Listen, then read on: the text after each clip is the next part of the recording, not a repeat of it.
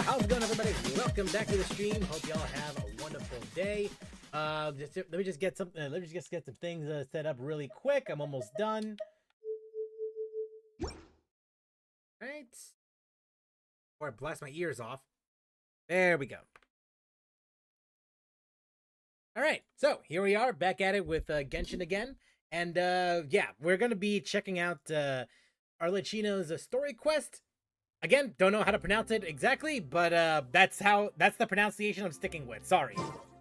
I don't know if it's correct. I don't know if it's pronounced one way or another, but that's what I'm sticking with. That's just how it is. But before we do that, I'm gonna go and take care of some dailies first, and then we'll go from there. Let's take care of that first, and then we'll go what we need to, and then we'll do what we need to do. In this era of in this era of whatever. Sorry, Auntie. When a character HP decreases, crit damage increases by 40 for 6 seconds. Oh, that tells me what I need to do.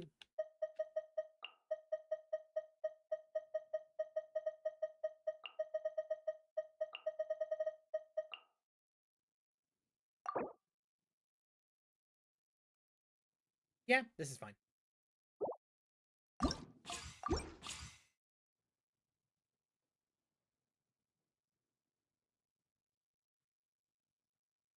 Defense of nearby opponents. I think I'd rather have elements. Right?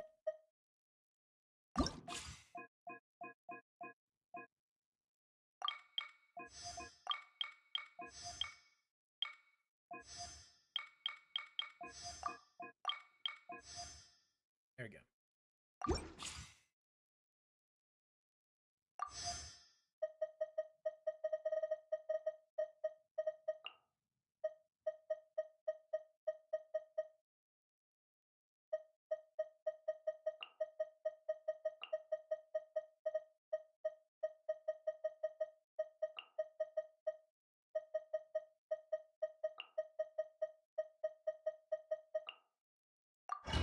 There we go.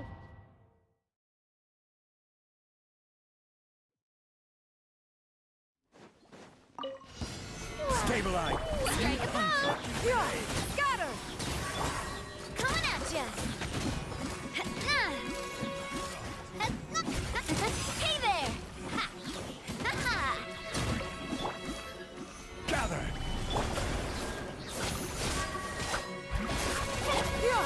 Scatter! Skyward! Let my name echo in song! Yoo-hoo! Make way for the fire! Well, with rocks. Ha! Ah! Ha! Hey there! Ha! Ah! Solidify! Skyward! Scatter! Cha! Ha! Coming at So, ya! like, no, absolutely not. Stabilize! Time to shine! Strike a pose! Stray clouds converge! Skyward! Scatter! Attack! That's the way! Ha! Ah!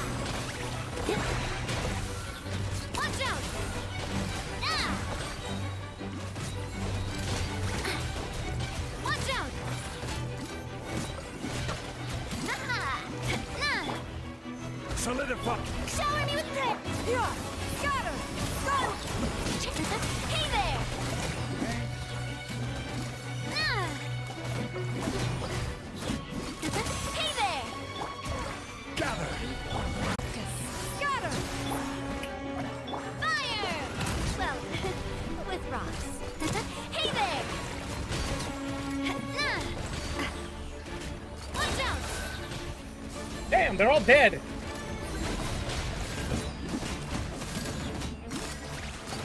Hey there! Stabilize! Strike a pop! Yeah! Scatter! Skyward!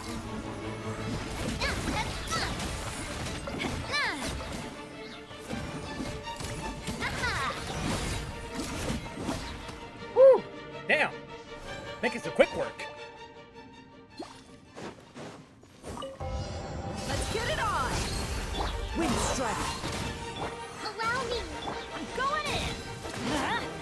Fallen leaves, adorn my night! You asked for it!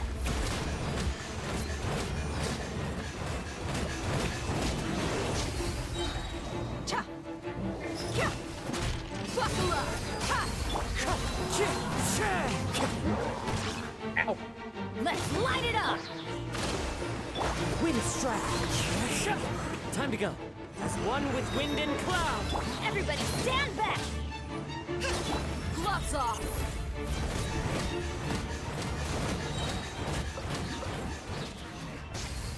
Look alive! Hi! Ha! Rest and rebuild! Wind strike! Going in! Oh god. Clouds high. The birds call! You're dead meat!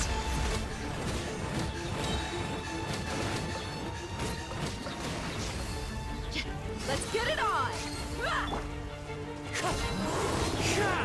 Allow me! Let's light it up! Everybody stand! As one with wind and cloud! Time to go. Wind strike! You asked for it!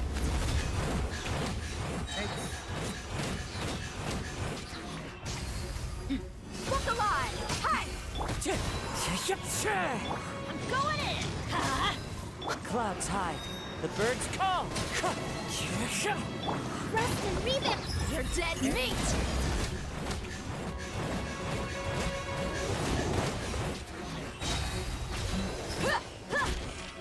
Let's get it on!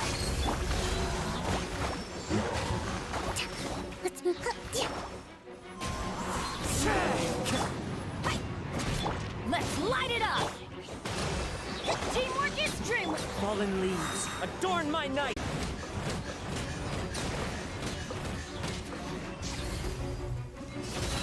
Ha! Wind strike! I'm going in! Turret, bring refuge! Alright. Nice. Nice.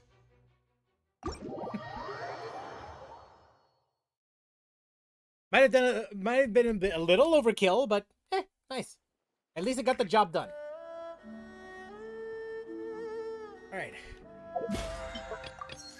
Oh, overkill on my end at least.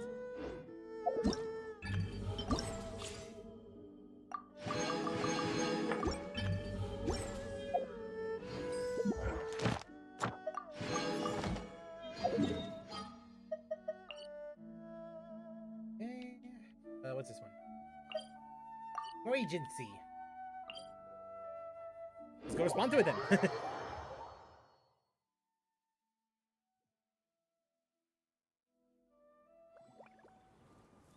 Let me take care of something really quickly. I'll be back.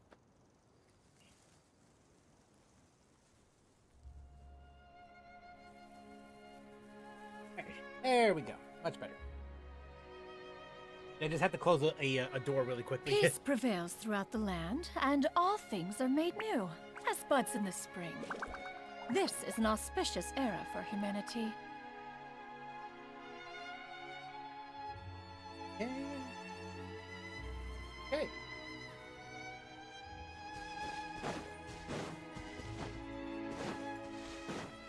Yeah! Skyward! Scatter!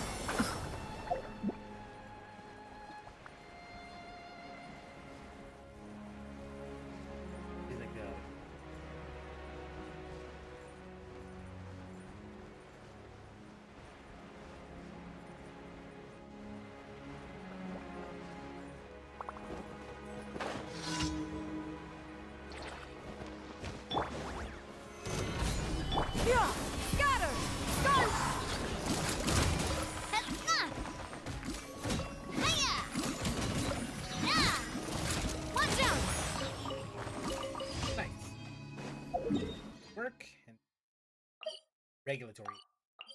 Yeah, take care of this one, and then we'll just turn in, yeah, the quest from there. Yeah! Skyward!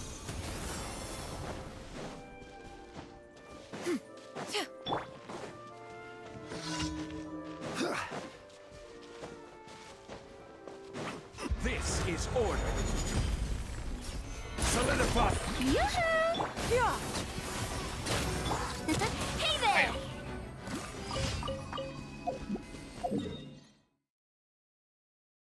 Shotguns are fun.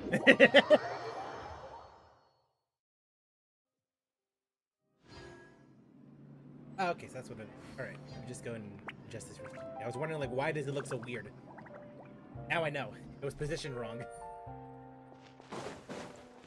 Add Astra. Thank you for Add Astra. Didn't mean to do that.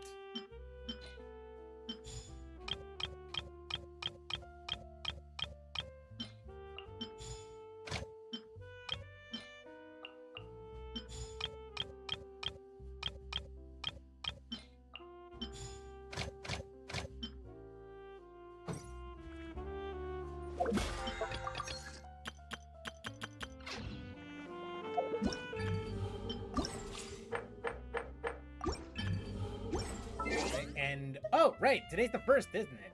So that means, yeah.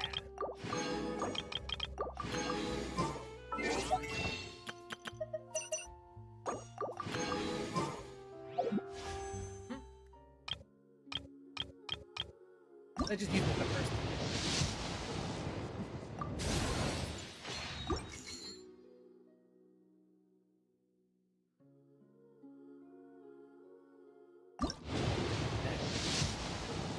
At least give me one 4-star. At least give me one 4-star from this. Well, there's our 4-star.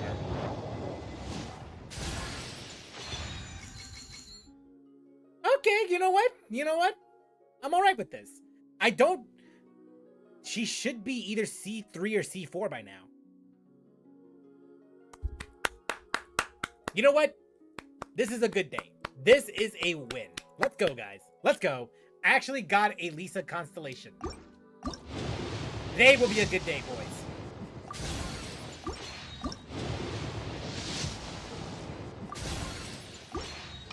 You know what will be even better, though? You know what will be even better?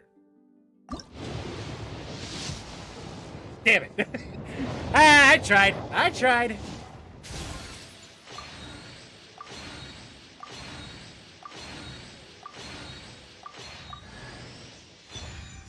Remine!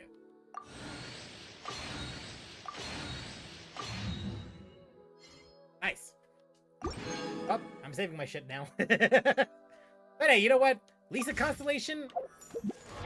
Can't get too mad. Can't get mad. Why would I be mad? Yeah, C4 now. Lightning Rose now unleashes 1 to 3 lightning bolts when it attacks. Hell yeah. And then either C1 or C2 Fremine, right? I miscounted. It was actually C6. Okay, so after Fremine triggers a Frozen, Shatter, or Superconduct against opponents, his crit damage will be increased by 12% for 6 seconds, max 3 seconds.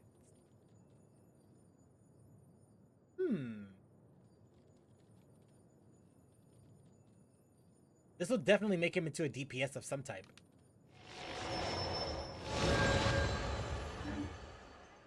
Yeah, sure.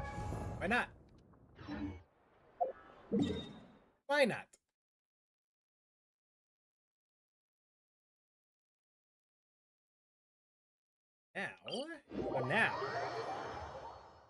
Now before we start the Arlecchino story quest, there is something else I do want to check out first. Now, from what I understand, it's required to watch this first before we play through the quest. At least as far as I'm aware, this is supposed to be what needs to be done. Let me go and pull this up really quick. Oh. Oh.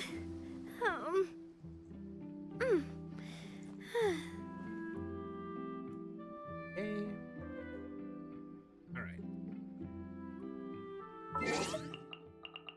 let me just go and adjust the volume over here really quick. All right. Now the stage has been set.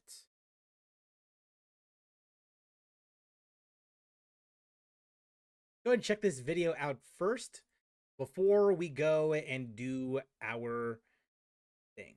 Before we go and play through this the story quest. The song Burning in the Embers of the full animated short. All right, let's go check this out, shall we? I'm interested.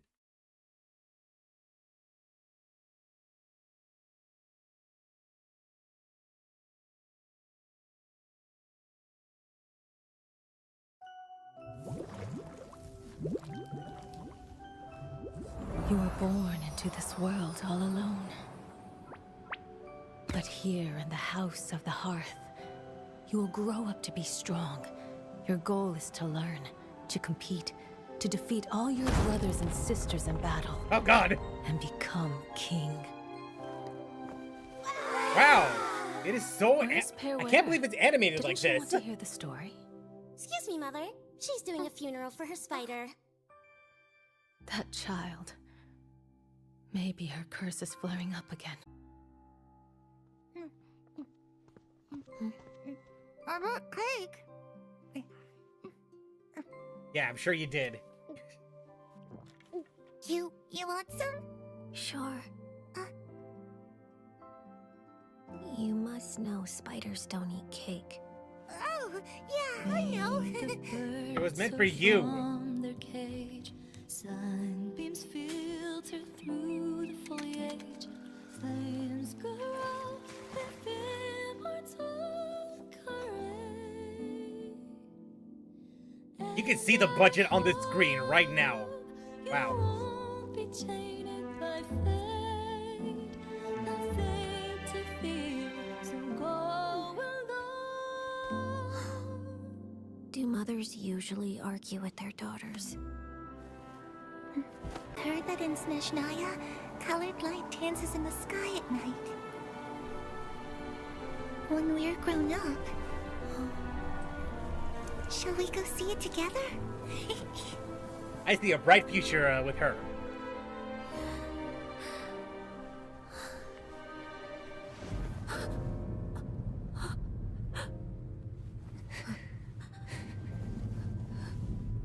You will be a great king.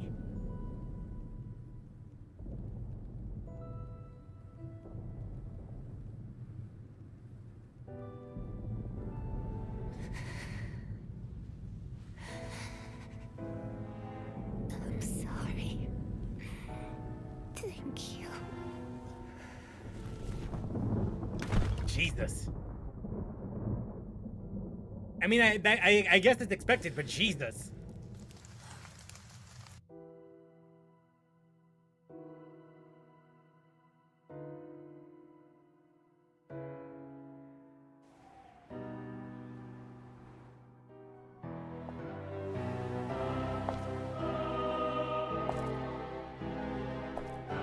Oh God. You're next. I should have pruned this flower long ago. Not waited till it wilts. How grotesque. Wouldn't you agree?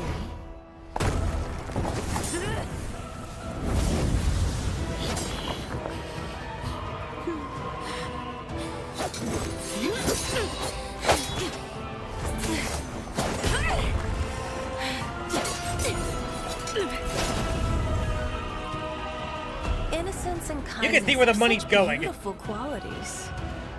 Sadly, they're all so useless. This is your gotcha money at hard work, people. Whether you like it or not.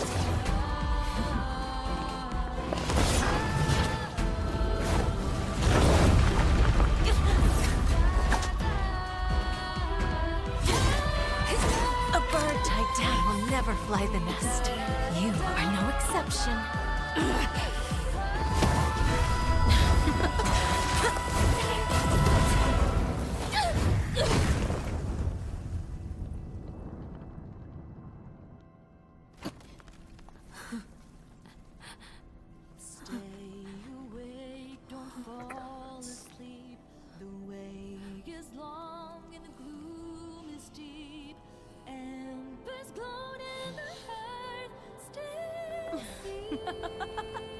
Surrender.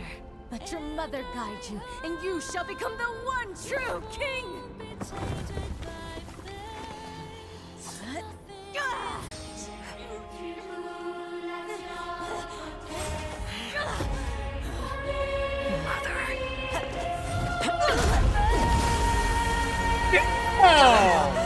My answer.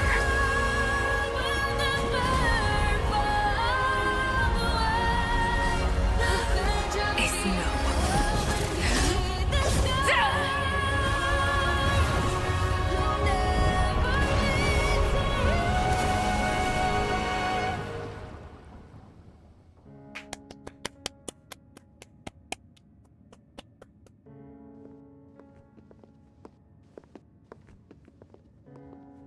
Badass.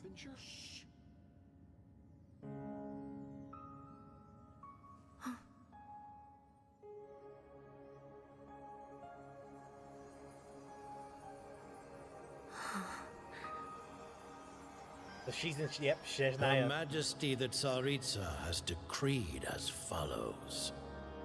I hereby pardon your crimes and bestow upon you a new name. This title and its legacy of bloodshed are now yours to bear, my poor, mad, cursed knave.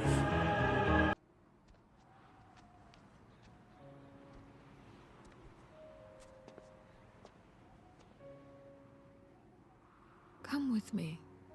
I will raise you as my child, like a strict and unfeeling father.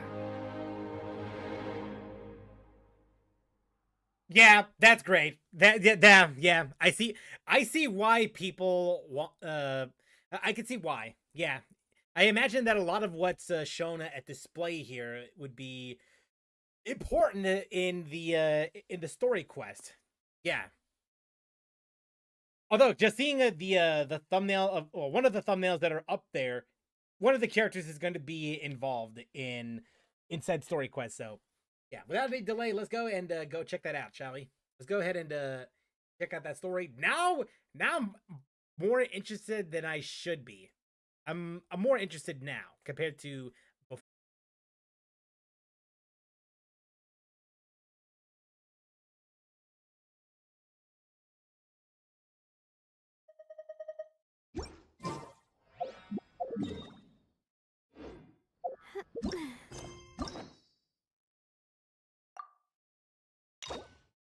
One key.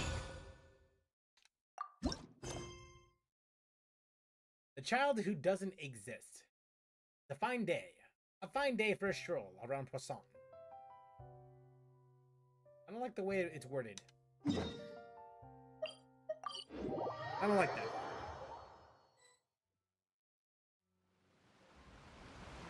Hey, traveler. Paimon.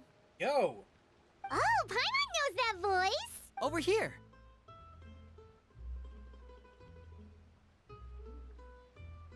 It's been so long!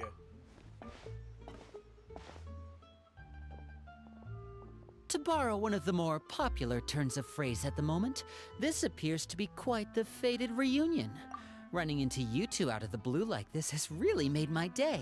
I certainly wasn't expecting it. I You think can that's say all. that again. What brings you to Poisson? Wait, Paimon's got it! You must be here for one of your magic shows, right? Actually, Wait a we've minute. run into a bit of trouble on the home front, so Father arranged for us to stay in Poisson for the time being. Hey there, real Ganyu. How's it going? Are you truly the real Ganyu? Will the real Ganyu please stand up? Oh, are Lynette and Fremine here too? Yep, along with most of the other members of the House of the Hearth.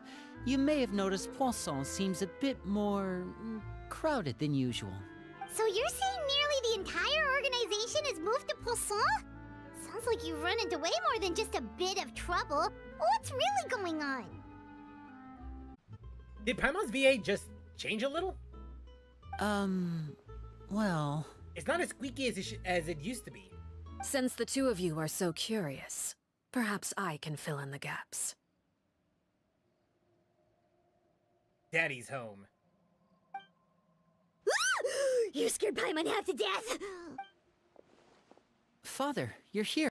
On second thought, maybe we don't need to know. It's all probably super confidential House of the Hearth stuff, right? We totally weren't trying to pry or anything. Lies. No need to be nervous. I could sense your genuine concern from your conversation just now. All right. Of course. I can also understand your confusion. Sending so many Fatui here to Poisson, it's only natural that some might suspect an ulterior motive to be involved. We still have our reservations about your organization. I understand. I'm well aware you've had your fair share of confrontations with the Fatui in the past, and I can't exactly guarantee that we'll remain on good terms in the future.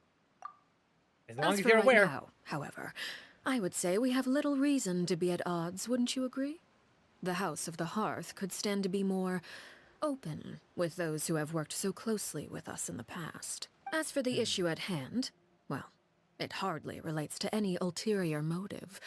To be frank, it all stems from a certain rumor circulating around the House of the Hearth. It's an internal matter. Okay, well, hi, Frank. What sort of rumor? A rumor that a certain phantom child is hiding away in the House of the Hearth. Getting chills already. A phantom child? Ooh, just hearing the name is giving Paimon the creeps. A spirit that should have long ceased to exist is lurking in the shadows of the House of the Hearth. So I decided to bring the children to Poisson before continuing to investigate the situation. I expect I should be able to track down the spirit fairly quickly. After that, it's just a matter of trouble at all. If you're curious, or if you still have some concerns, it might be advisable to stick around for a few days. I'm sure the children would be exceedingly pleased to welcome some visitors. Lenny, I'll leave you to entertain our guests. I have some matters to attend to. Wait, no, come back. Of course, Father. I couldn't help but feel intimidated during that conversation with the knave. Now that she's gone, it feels like I can finally breathe again. She also suggested that we stick around for a few. But why? It has long been a dream of mine to invite you to our home and introduce you to my other siblings. You're Aha. quite well known in the organization already. A lot of people have been talking about you, especially after everything with the prophecy. Nice to know we're a bit of a celebrity. If you're willing, why don't you stay a while and have a little chat with us? Alright. We don't have anything else to do right now anyway. It is a But drive. let's be clear, we're just gonna be there as guests, okay? Don't get any funny. Oh, wait a second. If we're your guests, that probably means we'll be treated to lots of yummy food, right?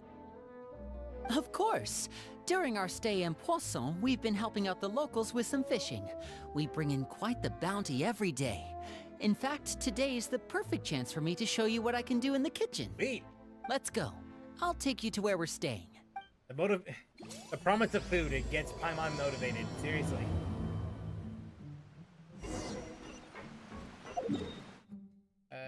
Out of the way. Yeah! Skyward! Scatter! Here we are. We rented this house from one of the locals to use as a temporary base. I'll come back later and tidy up a bit. After that, it should be all ready for you to stay in tonight. Awesome, thanks! So, where are we off to now? Well, when I happened to run into you two earlier, I was actually in the middle of distributing some supplies. With this many people staying in Poisson, we have to bring in outside supplies every now and then. I should probably make sure the rest of these provisions get delivered. Otherwise, people might start to get antsy. Okay, we'll come with. There are all sorts of rumors about your organization floating around out there. Paimon's not sure if she could even take a wild guess as to what's true and what's not. Yeah, Paimon's voice did change a little. Not drastically. It's still the same. It's still high pitched. It's still what I'm used to compared to our ventures in Inazuma, Sumeru, Fontaine. At least prior to this. But now this one's slightly different. It's not as squeaky, I guess you could say. I'd argue it's a little better. It's better compared to what we were dealing with in the past. But now that we finally have the chance to see a day in the life of the house, we We can take a good look at how you operate. It's still not as good as our time in Mondstadt or Bits of Leeway, but it's an improvement. Well, you're more than welcome to come along. Just follow me.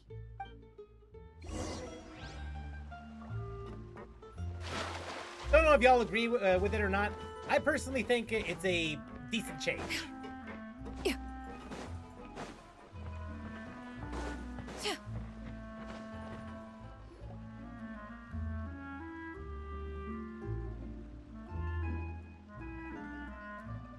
Linny, we're finally here. The supplies. I'm assuming you've... Brought them with me? Yep, here you go. Hello? Something caught your eye? What's up, man? Come in peace. It's the Traveler and Paimon! Yeah, we really are celebrities. Let's go. No way! Come here, everyone! Hurry! The Traveler and Paimon are here! One at a time, please. Don't crowd around them all at once. We don't want to scare off our guests now, do we? We charge for autographs, by the way. Oh, it's alright! Gotta say, Paimon didn't realize we were this famous. 150 bucks for each letter used. Of course! Father and Linny have told us so much about you. We're just taking advantage of the locals. Father told us about how you helped Linny. According to her, you're a trustworthy friend. And as far as she's concerned, that's pretty much the highest compliment we've ever heard her give. As you can imagine, everyone's been very curious about you. I heard the Traveler is so strong that she can move a mountain with her bare hands. Well, I mean... I heard Paimon eats so much that she can clean out the entire pantry at Hotel de Boer in just 3 days! Now, that one might be true if you give her enough time. Wait a second! That's the rumor you heard about Paimon? Oh, not cool at all! Okay. Mine's also a bit of a stretch, but hey, if you want to believe it, go ahead. Oh, wait! When guests visit, you're supposed to give them gifts and stuff, right? Well, it's not necessary, but it is appreciated. Oh, we don't need something like that. Besides, we don't have anything to give to you. Come on, we insist. I can give you some of my new potions. Just pick your poison. And by that, I mean medicine or actual poison. I've got both. Sweet! Or maybe Shaplo can teach you guys about stealth. He's super good at it. He's never been caught. No thanks. I already played. Look, I finished up Metal Gear Solid 2. I don't need to know anything about stealth. I'm good. Ah, now that's not a bad idea. I know you usually prefer to fight head-on, but it never hurts to expand your bag of tricks, right? When it comes to eliminating your enemies, staying quiet can go a long way. Trust me, I would know. He's right. I was poisoned not too long ago, and I'm still dealing with the after effects. So I'm not quite as good as I was before, but I could still give you some pointers. No, thank you. Wait, when you said gifts, I didn't think you meant poison and stealth tactics. Well, what do you think it was gonna be? Riches? Nah, not in this game. But those are the best things we can give you. You don't like them? Again, it's not necessary, but it is appreciated. Ooh, how about this? Tell me the name of someone who really annoys you, and we'll teach him a lesson for you. I'm looking at Paimon right now at the moment they said that. Tell them the name of someone who really annoys you. Oh. Sorry, Paimon. Ripperino. All right, Fold Selwar. I think that's enough suggestions for now. When it comes to being a good host, it's the thought that counts. You don't need a physical gift to make our guests happy. In fact, pestering them with suggestion after suggestion might make them more annoyed than anything. I would say your enthusiasm has certainly gotten across. Very much. Really? We definitely feel the love. Awesome! It's been so long since we have had guests to play with. If there's anything you need, just let us know. Yeah, especially if it's poison or something. I've got all sorts of potions for that. I'm gonna find you on the news, am I? Keep an eye on her, just in case. Well, we'll talk to you all later. We've still got supplies to distribute. All right, see you later.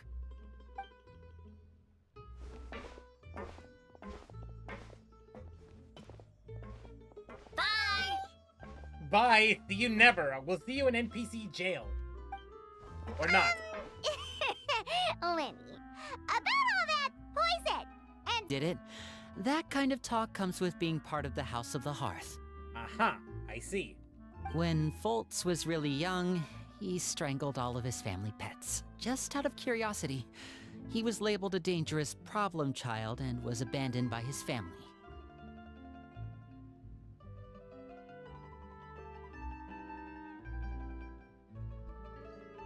That kid's sick. That kid's sick.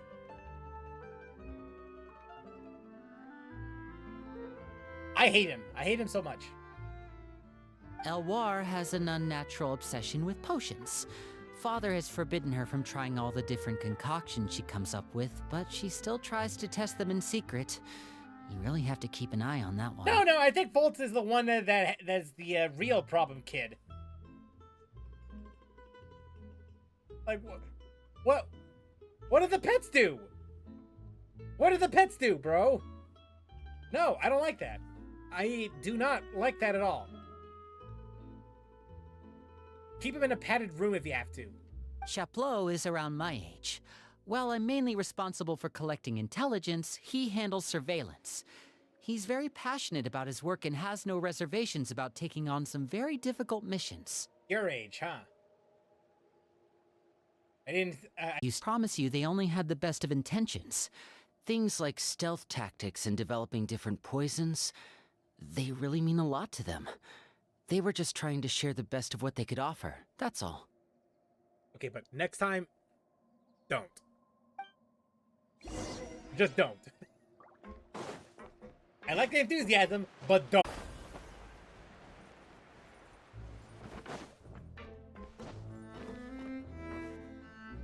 Filial, supplies are here. Thanks. And who are these two? Outsiders? Even better! Allow me to introduce you. This is the Traveler and Paimon. Oh, you're the famous duo I've been hearing so much about.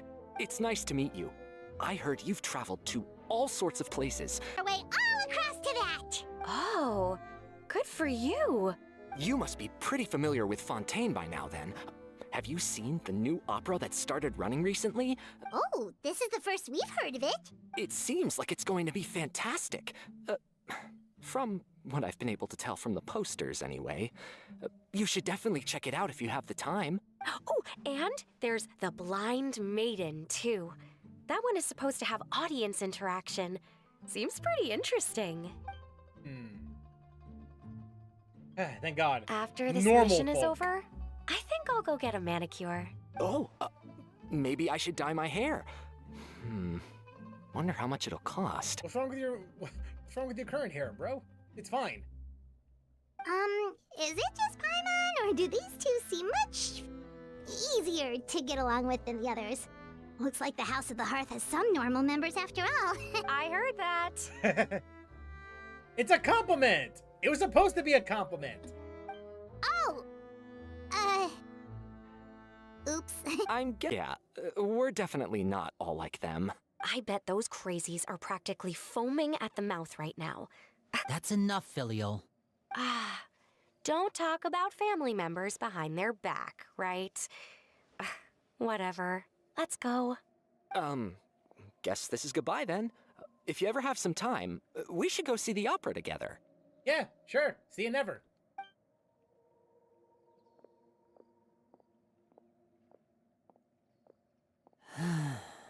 Well, that's it for the supplies.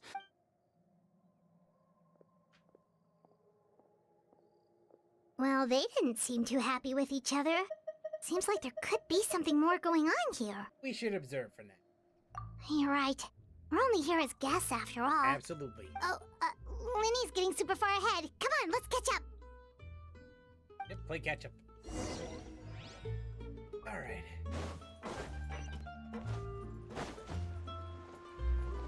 Doesn't count! So, what do you think of the members you've met so far? Oops! They certainly got a lot of personality. Well, Father is always encouraging us to be strong-willed and independent. So if there's one thing we've got, it's people who aren't afraid to speak their mind. Well, I should probably get cooking. Of course! Then let's head out. Uh-huh. Fremine, what are you doing here? Well, Hey, nice to... Oh, you too. We were just going to make some food. Why don't you come along? I could use some help in the kitchen, and I seem to remember you mentioning you wanted to make seafood soup for the traveler in Paimon. Seafood soup? Were you looking for something just now? It's nothing. Yeah, we've got some left over. Some food and water. No problem. Give me a second here. Food, water... Wait a minute. What do you need all of those for? Like, hell, You're no, not on minute. any missions as far as I'm aware, and you were just going to come eat with us. So what's this all about? What's those skeletons you got in the closet, kid? I thought I'd grab an extra portion because I get hungry at night. Fremine, you remember what I told you? You're not like me. Your lying skills still need some work. Tell me what's going on. Is it really bad enough that you have to keep it from your own brother? Maybe it'll be better if we gave them some space. Yeah. This is the first time I've seen that kind of look on your face. Whatever happened, does it have something to do with Father? Yes. Oh boy. Just follow me. Did he get punished? Strike a pose!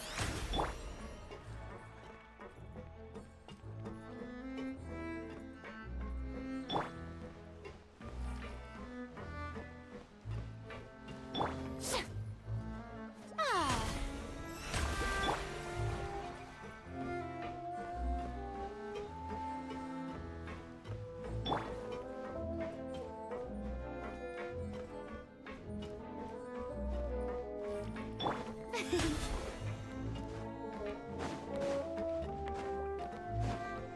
Wait, so here we are.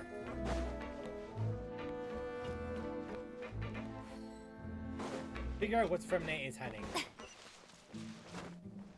Oh. Oh, never mind. I guess...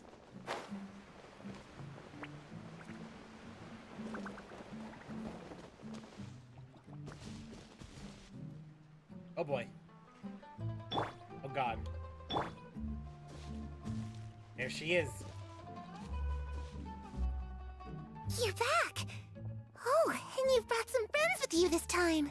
Hello, my name's Linny. I grew up in the House of the Hearth. And you are? Hi, Linny. I'm also a child of the House of the Hearth, just like you. You can call me Clairvy. Clairvy? It's nice to meet you. Does that name ring any bells, Linny? No, not at all. That's not a name we have on our roster, I'm sure of it. What I'm not sure of, though, is how she managed to sneak in. She must be the phantom child Father's been searching for. From the looks of it, I'm guessing you were the one that found her, Fremine. You, haven't told Father, have you? No, I haven't told anyone. I've just been keeping her hidden. For how long? About half a month now. So ever since we got to Poisson, then. Do you have any idea what you're doing? I know what I'm doing. Do you though? Really? 'Cause from where I'm standing, it looks like you're hiding the very person Father has been trying to find. If Father finds out about this, everyone involved is going to be punished. You know the rules of the house, Fremine. I know you do. Father doesn't tolerate any form of betrayal. So And I just can't hand her over like that. Linny, don't you remember last year? Chaplot nearly died after getting poisoned during that one mission. He wasn't able to get back before the poison started taking effect, and not a single person was there to help him. That night, while I was sleeping, I heard a voice telling me to go save him. I opened my eyes, but I couldn't find the source of the voice. I thought maybe I was just hearing things. Haunted. Of hearing voices. It's happened many times in the House of the Hearth. I'm sure you've noticed. So what you're saying is, that was her? She was the one who spoke to you that night? Unless there are other spirits roaming around the House of the Hearth, I don't think there's any other possibility. If Clairvy were our enemy, it wouldn't matter whether she was a spirit or an actual child. Mother ordered us to do. But she's been living with us, helping us from the shadows all this time. I think that makes her family. I couldn't just hand her over to be dealt with. Not when there's so much we still don't know. So what's your plan then? You can't keep her here forever. I haven't thought that far no, yet. man. I don't want to disobey an order from Me. There are a couple things I'd like to say to you in private. Sure.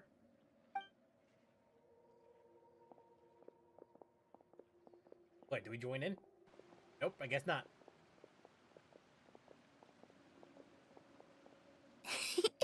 Those two sure care a lot about each other. Well, they got a funny way of showing it. From where Paimon was floating, it sure seemed like they were about to bite each other's heads off. No way. They have a really deep bond. I could tell right away, because I also have a friend like that. I just don't know how long that kind of bond can last. What do you mean by that? The darkness in the house runs deeper than you can imagine. No one can get out alive. I'm sorry, Yeah. lady. I really didn't mean to drag anyone else into this. Oh really? You didn't mean to? 'Cause I for one wish you did. Huh? What do you mean? You know, when we were younger, you didn't call me Linny.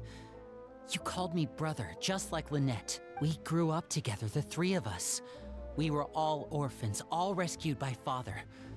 Of all the siblings in the House of the Hearth, I think our bond was the closest. Later on, when you started calling me Linny, I wasn't actually surprised. After all, Lynette and I are related by blood. We've had to depend on each other to survive long before we joined the house. Linny, The darkest and most difficult moments of my life happened before you and I had ever met. I'm sure that's true for you as well. All these years now, and to me, that means more than blood.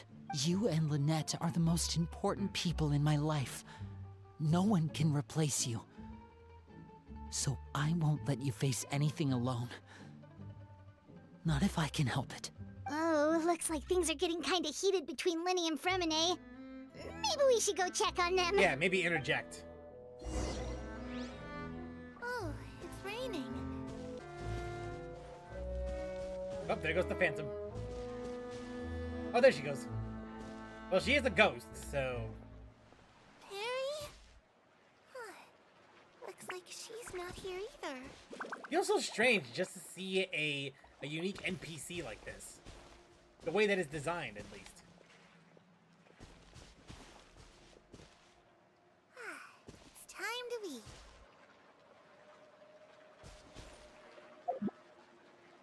Don't look that bad. Anyway, Hey, you two! Hope we aren't interrupting anything. Like a fight, or... Oh, wait a minute, Fremine. You're not crying, are you? Is it... everything's fine. Thanks for asking. Well, we're all friends here, right? It's just a small family dispute. It's not something our guests should trouble themselves with. In fact, it might be better if your stay ended here. but sometimes having guests around can come in handy. What are you getting at, Traveler? Alright? Speak. When guests are around, families are often on their best behavior. And any disputes are less likely to escalate. Exactly. I just... Thank you. I was really hoping to keep you out of it. But even if I could think of some other reason to turn you away, I'm not sure I could convince you. I know things could turn dangerous, so I promise you this. From now on, I'll protect you like my life depends on it. Lenny, was that a proposal? Lenny. Me too. Revenue. Okay, that's a little too much, though. That's too much. Well, back to the matter at hand then. If we don't plan on handing Clairvy over to Father, then our only other option is to solve the mystery of her identity before Father is able to track her down. That means finding out where she came from and what she's doing here. Then we can send her on her merry way and pretend like none of this ever happened. I've tried that already. And? And... nothing. I tried taking her somewhere really far away, but... after some time, she just reappeared. She even came with us all the way to Poisson. It seems like wherever the house is, she follows. I don't know much about spirits. Let's see here. Paimon remembers hearing something like, if you fulfill a spirit's last wish before they died, they'll let go of whatever's keeping them here and return to the ley lines. We more or less dealt with that with one of the Raiden Shogun's story quests. I do remember that. Oh, it's just that Paimon doesn't really remember where she heard that, so it's not guaranteed to work or anything. Well, sounds like it's worth a shot. Guess that means we should go ask her about her wish. But first... What is it? I need you to promise me that this will stay between the two of us. We're the masterminds behind this whole thing. No one else gets involved. Of course. All right. Then let's seal the promise just like when we were kids. Come on. Fist bump on 3. Ready? 1, 2, 3. Oh. I swear. Damn!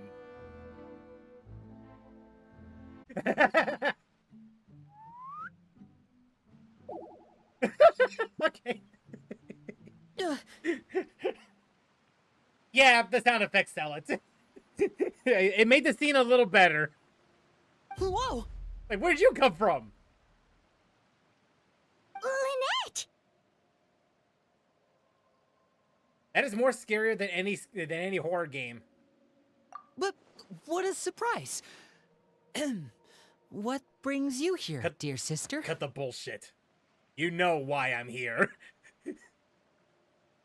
And, when exactly did you get here?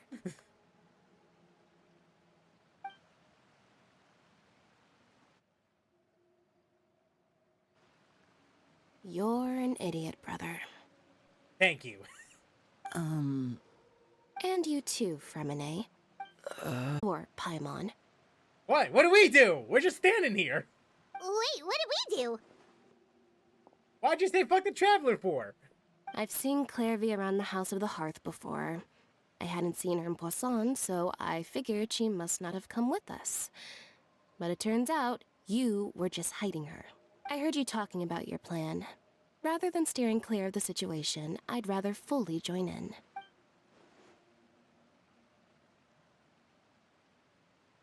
If you don't agree, I'll have no choice but to report everything back to Father. Simple as that. You snitch! You're not giving us much wiggle room here, Lynette. Well, I guess we're all in this together then. There's no time to lose. Let's go. Well, she joins in whether you like it or not. Well.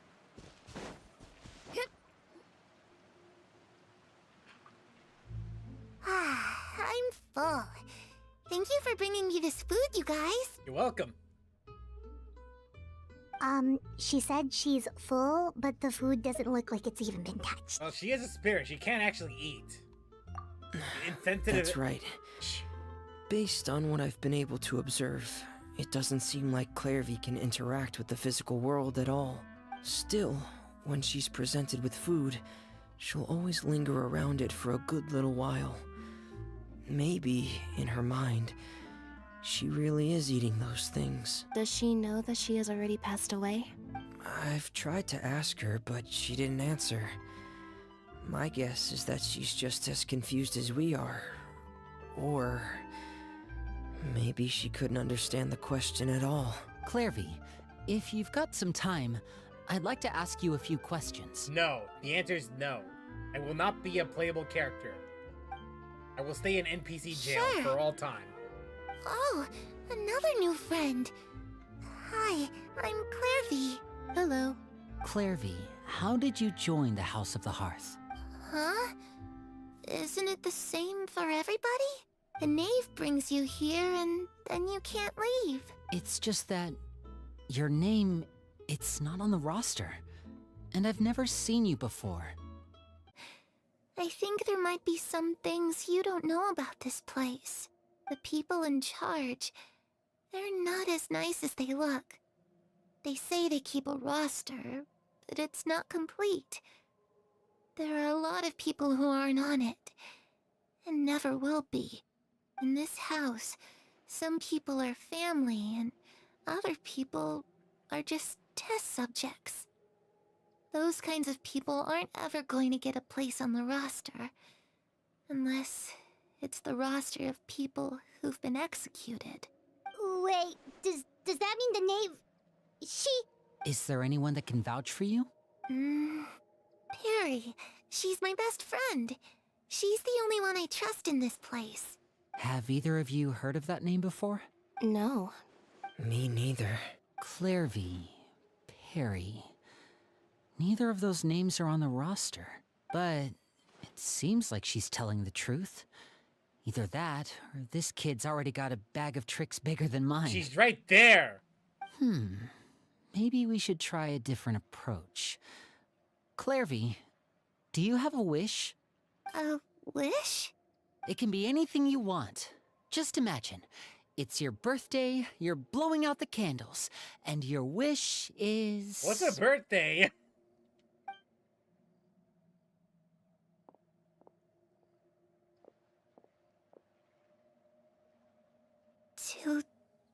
To go outside, where the sun can find me. That's... it? Well, that sounds easy enough. The darkness in the house runs deeper than you can imagine. No one can get out alive. Yeah, simple. No. Okay, time to divide and conquer. Listen up. I've got a plan. I'll try and find a way to use basic illusory magic to take Clairvy outside and bring her somewhere with sunlight. Lynette, try and find the list of executions that Clairvy was talking about, and see if her name is on it. Fremine, you stay in Poisson. We can't be the only ones who've had run-ins with Clairvy. I need you to collect intel on everything she's said and done. Keep notes. Understood. I'll try my best. What about us? What should we do? You stand there and act pretty. That's all you gotta do. I really appreciate your willingness to help, but this is a family matter. Let me think. Since Father considers you to be guests, maybe you could stick by her side for a little while. You don't need to do anything except keep up some nice, casual conversation. So what you're saying is, take Father out on a date. Keep him occupied. Got it. Got it.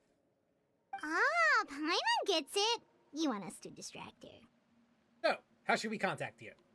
I'll give you a magic bird when she's not looking, and it'll alert me that something's wrong. Of course, that's only as a last resort. If Father doesn't seem to notice us, there's no need to make contact. We'll reconvene here tonight after all's said and done. If the worst-case scenario happens and we're discovered, just tell Father everything. We're not going to let our guests get punished for our own actions. That's where we draw the line. Be careful then. You too. Okay, this is where we part. Ooh. Papa's at the beach? Let's go. I really hope this goes well. No, it has to go well.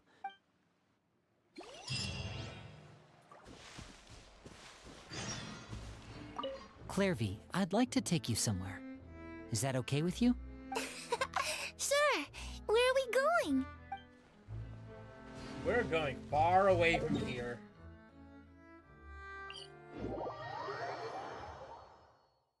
This is a... Now see... Take a good look at the... Take a good look at the tree right there.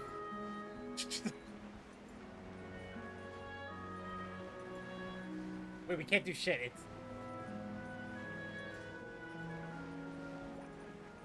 Is that who I think it is? Hey! It is! What's up? I see no other god here than me! It's the knave and child. The child. Hey, aren't you supposed to be in Snezhnaya recuperating? What are you still doing in Fontaine? Yeah, get your ass out of here. Oh, it's you two. I didn't expect to run into you here. I was unconscious for quite a while after the fight in the Primordial Sea. After I woke up, I realized I was being taken back to Snezhnaya, and well, I couldn't have that now, could I? Not when I've still got unfinished business here in Fontaine. So, I mustered up all my strength and made the journey back on my own. What sort of unfinished business are we talking here? It has to do with Skirk, my master. I really wanted to meet up with her, but by the time I got back, she had already left. I still have so many questions for her. Without any other leads, all I could do was ask the knave to help me track her down. Oh, okay, so have you found any clues? Unfortunately, no. While the House of the Hearth is adept at collecting, still managed to escape our purview. Basically, unless Master feels there's a need to meet with me, she's not going to be found. Yeah. But that problem has an easy fix. I just need to become stronger, and then... Paimon thinks you should focus on getting better first. Yeah. A better child is better than a dead child. Elwar, I think her name was. She gave me a bunch of random potions to drink. They didn't go down easy, let me tell you. Pain and chills all over. But they really did help speed up my recovery. And that's good, because it looks like I really do have to head back this time. The old man's been putting the pressure on me. Project Stuja? Yeah, that's the one. I heard Regrator's involved too. I'm not looking forward to having to listen to all his monologuing, that's for sure. Hey, maybe you could think of a way for me to stay in Fontaine for a little longer. No. Helping Linny and the others brush up on their fighting skills would be far more interesting. If you and I could spar, that would be even better. And what a sweet little daydream that is. But I also have a role to play in all this. I'll be leaving Fontaine shortly as well. Besides, considering how little they see fit to step outside the homeland, being called on to return to Snezhnaya by such illustrious dignitaries. What a great honor. Wouldn't you agree? One I could do without, I'd say. Is it just Paimon? Or does it kind of seem like they're... Just casually trash-talking their colleagues behind their backs. So, dear guests of the House of the Hearth, to what do I owe the visit? Well, We, wanted to learn more about you. Right! We're super close to Linny and the others, but we still don't know much about you! Yeah, we only barely talked about a couple times here and there, so, we figured why not do a comprehensive interview. Is that so? Introductions have already been made, have they not? Yes, but we want to do a deep dive now. I have a YouTube channel, if you don't know, and I want to do a complete deep everything in between. Oh, well, you see, there's only so much you can learn about someone from a short introduction. At least tell us something a little extra, like, why do you call yourself father? Well, to be fair, I think she just radiates dad energy and all, so, maybe. Huh, good question. I'd also like to know. This is a very personal question. Nope. Our intelligence work has been quite successful. Telling you the answer to that question would only serve to undermine that success. And we can't have that. Spoken like a true diplomat. That was some expert sidestepping right there. Well, if there's nothing else, I think I'll take my leave. I still have a small matter to resolve at home. Wait, don't go! She's about to whip out the belt.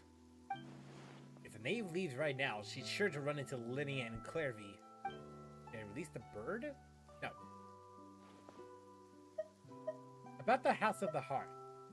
What does the organization mean to you? I'd also like to hear the answer to this. I've met some of the members of your organization, and they all seemed like really good kids.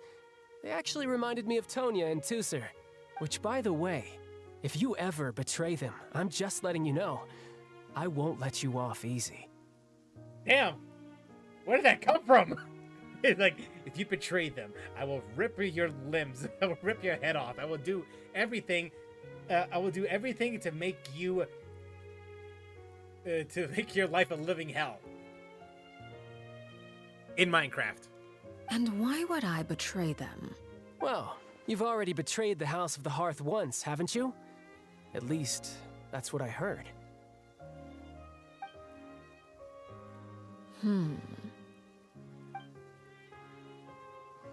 Okay, I admit.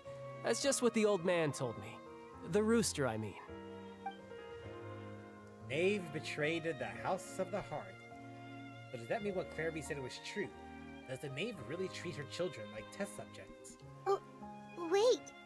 Did you really do something bad to those kids? Never mind what I've done. I'm more curious as to what the mighty rooster had to say. Care to enlighten me? Ah, well, nothing much. Just some stuff about you taking out many other members of the House of the Hearth, and even going so far to attack your own family. I see. Oh, based on your reaction, I'm guessing it's all a bunch of lies. Hardly. I don't appreciate say anything untrue. Although, it would be more accurate to say that there is a certain level of prejudice involved. But I don't intend to clear that up just yet. Prejudice has a funny way of concealing the real truth behind certain things, an attribute that I find to be quite advantageous. She's not exactly denying it. Call yourself a Fontanian, for example, and people will assume all sorts of things, when the real truth is that this is simply the land where I was raised.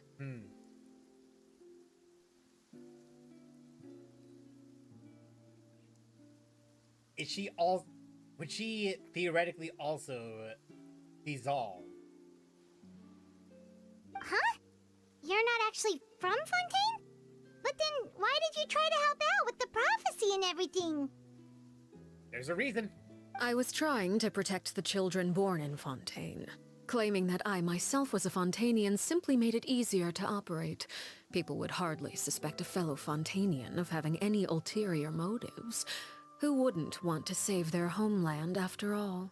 The primordial sea wouldn't have any effect on me, but it would have caused great harm to the House of the Hearth. Yeah. Well, you wanted extra information, didn't you? There you go. I hope that satisfied your curiosity. Other secret in order to change the subject.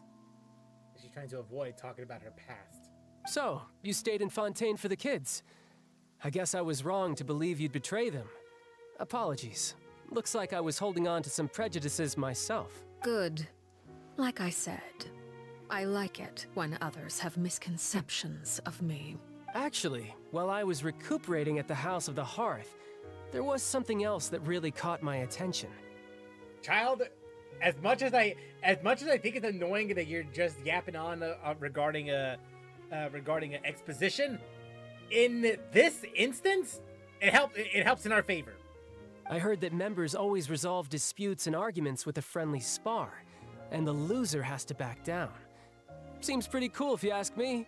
Would also give them plenty of opportunities to hone their skills. Well, that's only a recent development. In the past, such spars weren't nearly so friendly. The losing party would lose everything, including their life. That checks out. They were that high stakes? Whew, at least that's not a thing anymore. Yeah, no more fights to the death. Well, the current atmosphere's not half bad. I'm a bit jealous, actually. You've got so many family members around you, and you even get to live with them. Having a lot of family around means dealing with a considerable amount of bickering and scheming. Once Tonya and Tusar enter their rebellious phase, I'm sure you'll understand. That's fair. As someone with a brother, it makes sense. Just imagine. Tusar becomes obsessed with plucking out strands from the rooster's mustache, or Tonya decides to dye her hair 42 different colors. Oh no! Tonya's gonna go woke! Oh no! That, either she gets woke, or, best case scenario, Tonya says gay rights. Okay. I get the picture. Kyle begins to share story after story about his siblings. It's the type of conversation that would usually leave you falling asleep, but you find yourself grateful for buying time. Well, would you look at the time? I should probably get going. Yeah, thanks, child. Traveler, Paimon, I'm not sure where our paths will cross next, but the next time we run into each other, we should definitely try and find some time to spar. I'll be sure to kick your ass again later on. Again, maybe this is a conversation we can have when you look less like you're gonna keel over. All right. Well, thanks for everything. Arlecchino. I've been pronouncing it as Chino, only because of the CH. Thank you, American education. No thanks necessary. You also played a part in obtaining the Gnosis. I like the sound of that. Well, I'm off.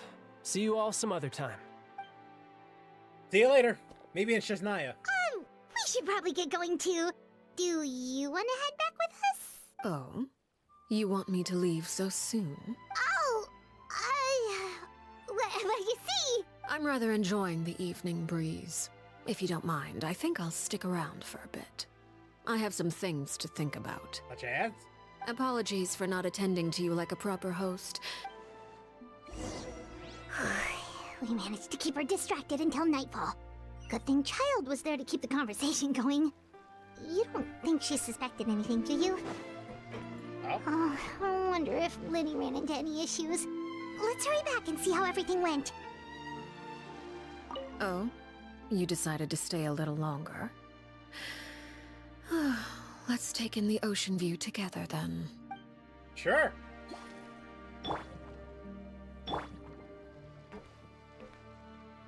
This feels wrong.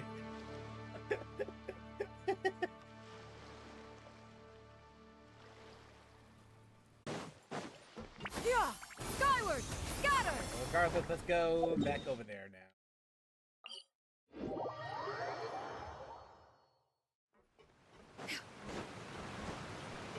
Yeah! Scatter!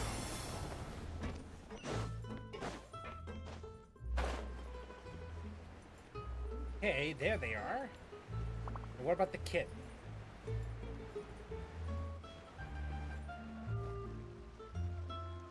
Sup, man? Hey, how did everything go? Or we ran into a small issue. Everything was fine at first. She followed me up to the surface just like I told her. But as I led her out of the shadows and into the sunlight, she vanished. Well, I turned around and there she was, standing at the edge of the shadows, silently watching me. Huh. Maybe she's afraid of sunlight, or... No, it wouldn't be her wish if that were the case. Well, we could always try pushing her into it. not sure pushing works on a non-corporeal being. Oh, true. The ghost. I've pretty much tried it all already. Nothing worked. Eventually, this... How did it go with you, Lynette? Good. I've got the list. Really? Well, what are we waiting for? Let's take a look! Okay. Oh, that's a lot of pages. Oh, it's gonna take forever to get through it all. Damn!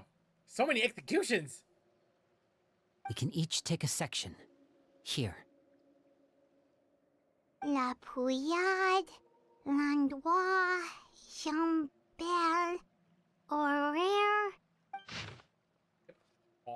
Air, Endwa, Ed, Gambel.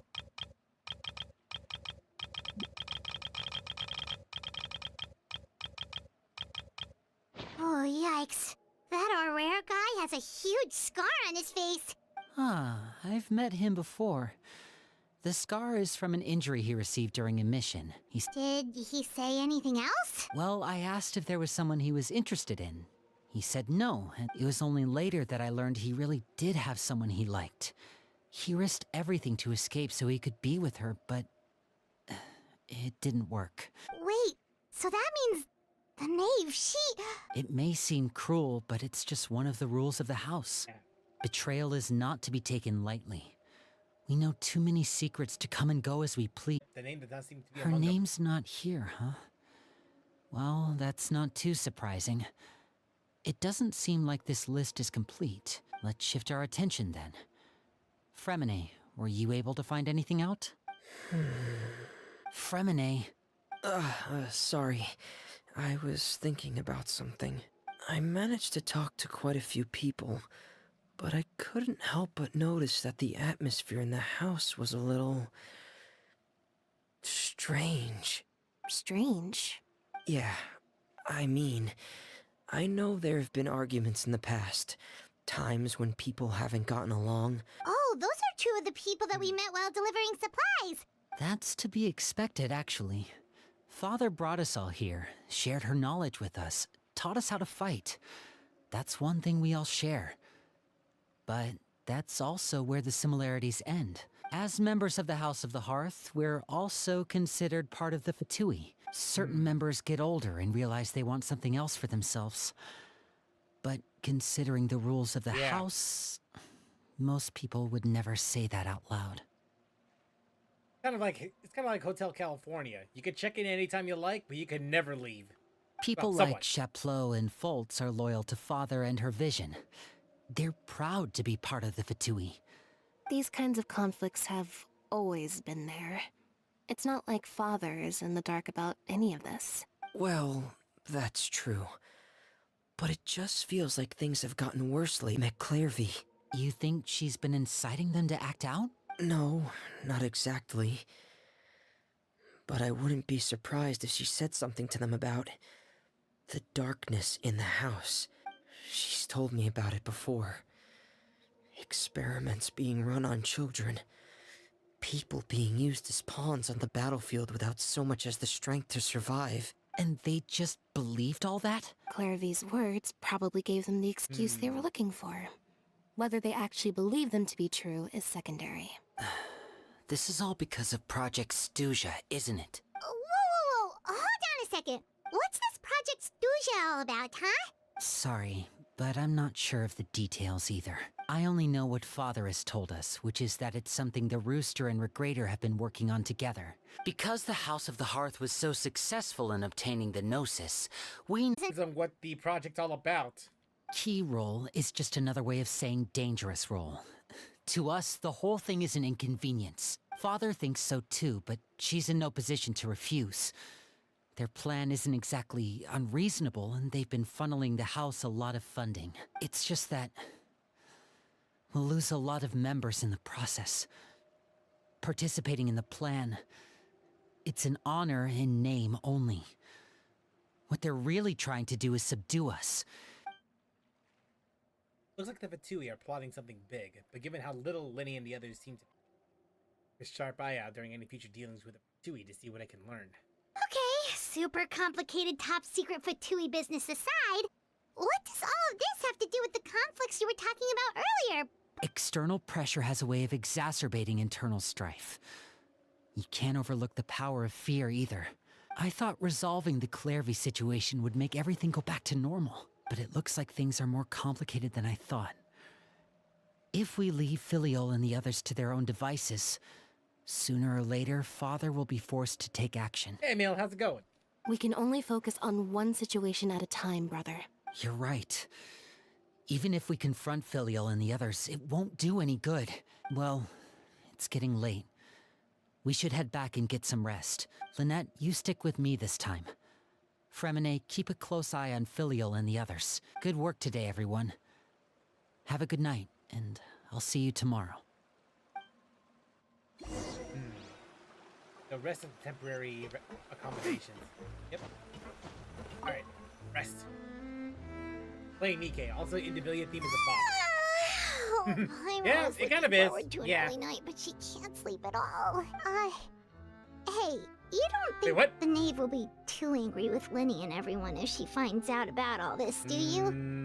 Or to actually get angry? Ooh, you have to protect Paimon if that happens, okay, Traveler? Hey, it goes both ways. Arlecchino's home now. Oh yeah, I heard. I'm so happy for you. Trustees effort, Traveler. I'm very proud of you, Emil. I really am. Look over there. What's she doing over here? There. Quick, let's catch up with her before anyone sees. Claren guaranteed on main account. I tried to see if I could get Arlecchino earlier, but Yeah, skyward. unsuccessful. So yeah, gonna save up for Claren instead.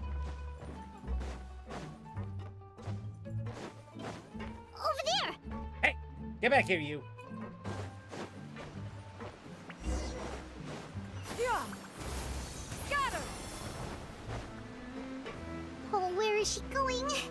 Oh, if someone sees her, we're toast. Sorry, me and Basil stole your Arlecchino. It's fine. At this point, I'm kind of used to it.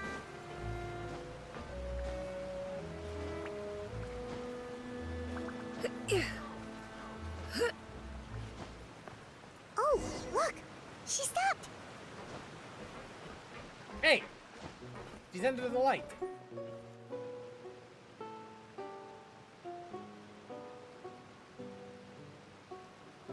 Clairvy!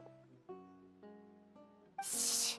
I opened the window while no one was looking. Can't build it because of the new map quest. Oh, because the boss is in there, right? Look how pretty the outside is. There's nothing here. If only I could have more than this. You probably think I'm being silly, huh? All this hopeless resisting? It's better to dream of what I could have than try to make it a reality, right? Please, help us get on the same page here, Clary. We need you to tell us what you know. Can you do that? Yep, I tricked her, yeah. Sure. Although, after you hear all this, I think you might regret that decision. May as well. We made it this far. Everyone in this family is nothing more than a tool. Something to be used and exploited. We're all expendable. Including me. As long as you're useful, you get to stick around. Lose your value, and you're handed over to the doctor, experimented on, and given a fate worse than death. You're saying the knave did all that? It's just, that doesn't seem like something she would do. She's scary and all, but it seems like even she has lines she wouldn't cross. I knew you wouldn't believe me. Everyone thinks she's a good person. They all think of her like a real mother. Mother? But she doesn't deserve that title. She's disgraced it and tarnished it. And if only Perry were here, she'd understand. Perry. There's that name again.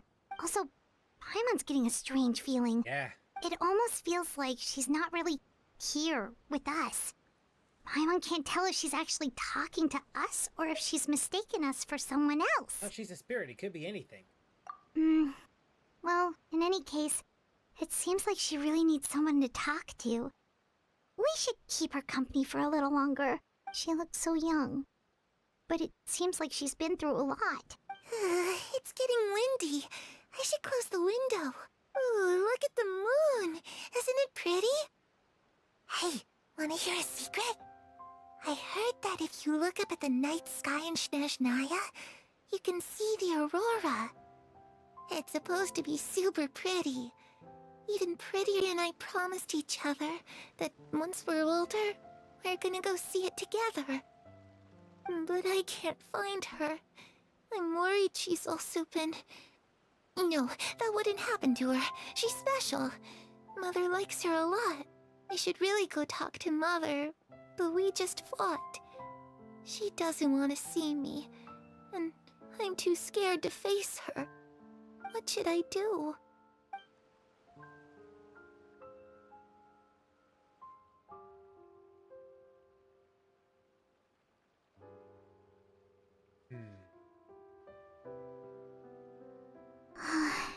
Paimon really doesn't understand what's going on with her. Well, let's head back. We've got an early morning tomorrow. Alright. Night passes. Before we do that, I have a question. Oh? What is it? Have the knave and the doctor ever worked together? What makes you ask that? Well, we kinda ran into Clairvy last night, and that's what she told us. We met the doctor back in Sumeru. He's super dangerous. and he's done all sorts of bad things. Yeah, the voice actors definitely. Well, the voice actors definitely did something. Well, the voice actors should probably say, right? I think that's the VA. The VA, like, it definitely did something different with the voice. Something different. Again, I do enjoy it. I actually like this a little better compared to what we had in the past. So, it's different, but I like it. It's possible that Father and the Doctor have had certain dealings, but I don't think Father would work with him. We're not really on the same side, so there's not a lot of trust between them. That doesn't exactly set the stage for a successful partnership. I did hear, though, that when Father first became a Harbinger, the Doctor offered to work with the House of the Hearth. Father rejected most of his proposals, except for one. It had to do with some sort of secret experiment. Secret experiment? Could that be what Clairvy was talking about? I don't think so. I don't know any details about the experiment itself, but I do know it's an entirely independent operation. The Doctor only proposed a direction for the research. The details of the experiment are confidential, but complete records are kept on all participants. That doesn't seem to be the case with the situation Clairvy referred to. I know you don't agree with some of the Fatui's methods, and I'm not asking you to. But I am asking you to trust us on this. Alright, that's good to hear at least. Clairvy seems to think the Knave and the Doctor worked together to do something horrible. It's just that it doesn't seem like Clairvy is lying either. The easiest thing to do would be just ask the Knave directly, but Paimon doesn't think she'd tell us. No, let's just focus on the plan for now. Father didn't come back last night. She's probably still near the shore. Lynette, you're with me. Fremine, you know what to do. All right, let's get to it. All right, let's get back to Papa.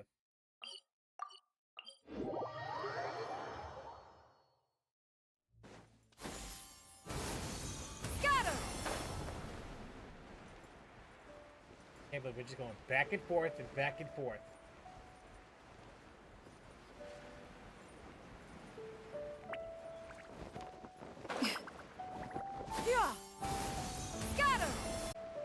Hey, what's up, Pops?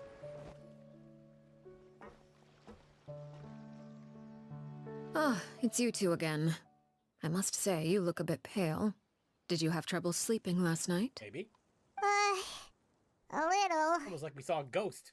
Perhaps if you had less on your mind, you'd be able to absolve yourself of such troubles. So what are you planning to do now?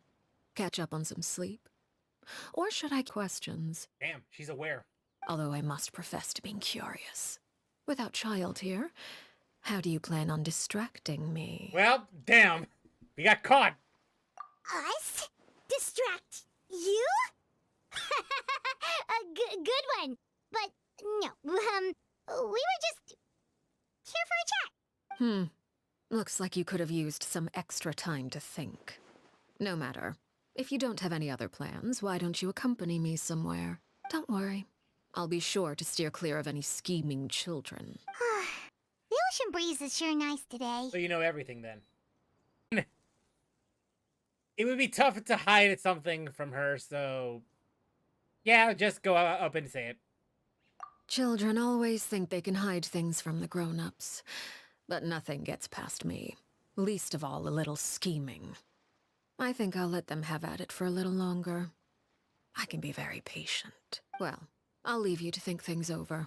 If you're so inclined, meet me outside the Palais Mermonia. Good things come to children who do as they're told. So I do hope you decide to tag along. If only for your friends' sakes. Jeez. What should we do? She clearly knows about everything we've been doing, and Paimon doesn't think it'd be a stretch to say she was threatening us just now. They should release the pigeon that Lenny gave us. Be free, bird. Oh, good idea. Hopefully he sees it in time. Well, we should probably head to the Palais Mermonia. Paimon doesn't want to find out what happens if we don't show up. Based on what the Knave was saying just now, it sure didn't seem like it'd be anything good. We really don't have any other options. All we can do is take it one step at a time. Okay, then we probably shouldn't keep her waiting. Definitely not. It shouldn't be surprising. Seeing as we still have some time before my meeting, we might as well enjoy some pleasant conversation while we wait. I'm glad to see you get along with my children. Being surrounded by good companions is necessary for a child's development. You're not planning on doing anything to them, are you? Heaven forbid. I assume you're referring to Lenny, Lynette, and Fremine, although there's that situation with Filial and Nentoy as well. It appears quite a few people have been acting out lately. No matter. I'm not one to discriminate. All those who betray the house meet the same fate. There are no exceptions. Does that mean you're going to kill them?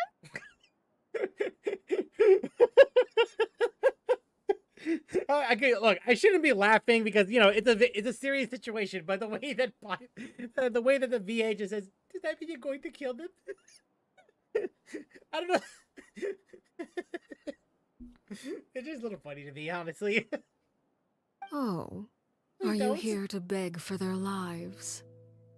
I'm sorry to disappoint, but the rules of the house change for no one. In my... But don't you care about them at all? They really respect you. They even call you father. You must feel something for them. Any organization in which feelings come before principles is one destined for ruin. The House of the Hearth is hardly an exception. You could say our principles are more stringent than most. Perhaps I can offer you this consolation at least. As our guests, you two will not be held accountable along with them. There's really no other way to solve the issue.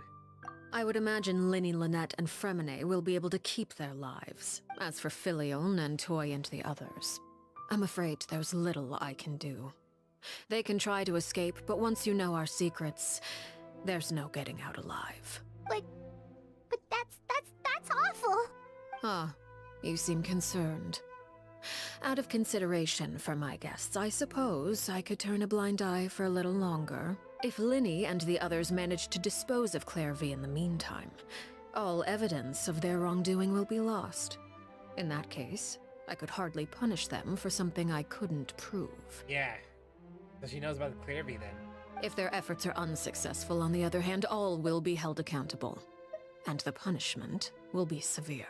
It's a deal then. Of course. Oh, and here, I believe this belongs to you. Do try and keep better track of it next time. Damn! How does she catch the bird? It takes a considerable amount of time to train a bird like this. It would be such a pity if you were to lose it. And how? Where were you keeping that? Well, I'm afraid that's all the time we have to chat. Now, for the matter at hand. I asked you to meet me here because I have business at the Palais Mermonia. It has nothing to do with you, but I think it would be prudent for you to stick by my side for the time being. There will always be time later to run off and tell Linny what you've learned. Well, time to go. Looks like we wrapped things up just in time. Jesus Christ.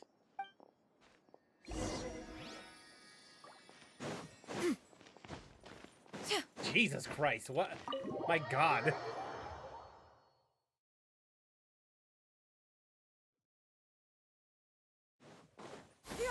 Skyward! But why here? Gotta have something to do with Nicolette, right?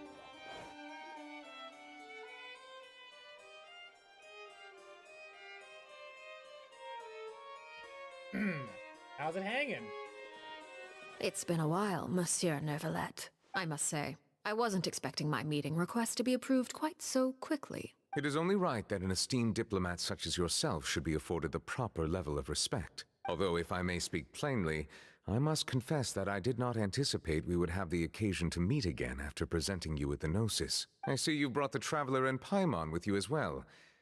If I may inquire as to the purpose of your visit. I'll be departing Fontaine shortly. There is, however, an outstanding matter that I would like to see resolved before I go. It requires a rather lengthy explanation, I'm afraid. So I took the liberty of explaining everything in this proposal. Here you go.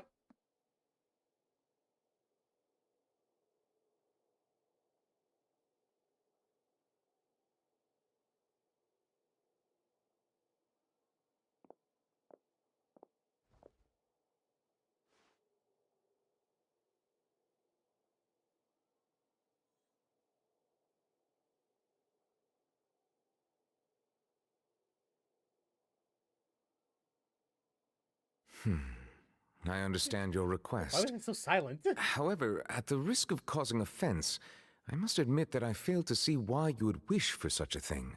I heard you have a certain fondness for water tasting, Monsieur Nervalet, so allow me to use water as an analogy. A family is like a large body of water with countless rivers flowing in and out. As someone who watches over this system, I would hope that each river that flows from the source will eventually reach the ocean. The way, disappearing into the ground and leaving nothing but a barren riverbed behind. Not all rivers are destined to reach the ocean, but I would not see their existence rendered meaningless. I believe the water that flows within them is simply meant for a different destination, like a field in need of irrigation. Did you get any of that, Traveler? No, I'm lost. Your words paint an optimistic picture indeed. Allow me to get water. It may have been tainted at one point in time, but not to worry. I'll make sure it's strained of all impurities and returned to its cleanest form. I seem to recall there being a transactional aspect to your proposal. Perhaps you could expound on that? If you accept my proposal, Monsieur Nervalet, I will gradually withdraw my forces from Fontaine, and, unless absolutely necessary, I will no longer carry out any special missions within Fontaine. So they're moving out. I presume I can take your words to mean that, in the future, cases similar to the Tartuffe assassination will cease to cross my desk? Tartuffe? Ah, that thief who embezzled funds from all those charities, you mean? My deepest condolences to his family, but without any evidence, I cannot imagine how the House of the Hearth might have been involved in his passing. Of course, if you accept my proposal, Monsieur Nervalet, I'm sure certain measures could be taken to reduce the frequency of such troubles. You choose your words carefully indeed. In that case, I am inclined to accept your proposal. My thanks for your generosity, Monsieur Nervalet. Well, with that settled, we should be going now. I took the liberty of bringing along 2 bottles of spring water from Snezhnaya for you to enjoy. I do hope I get the chance to hear your impressions. Perhaps at our next meeting? Yes? Is it bottled at the source? Indeed. I trust you would not overlook your commitment in the meantime. All right, Traveler Paimon. Time to go. All right, leave the palace. Yeah! Skyward!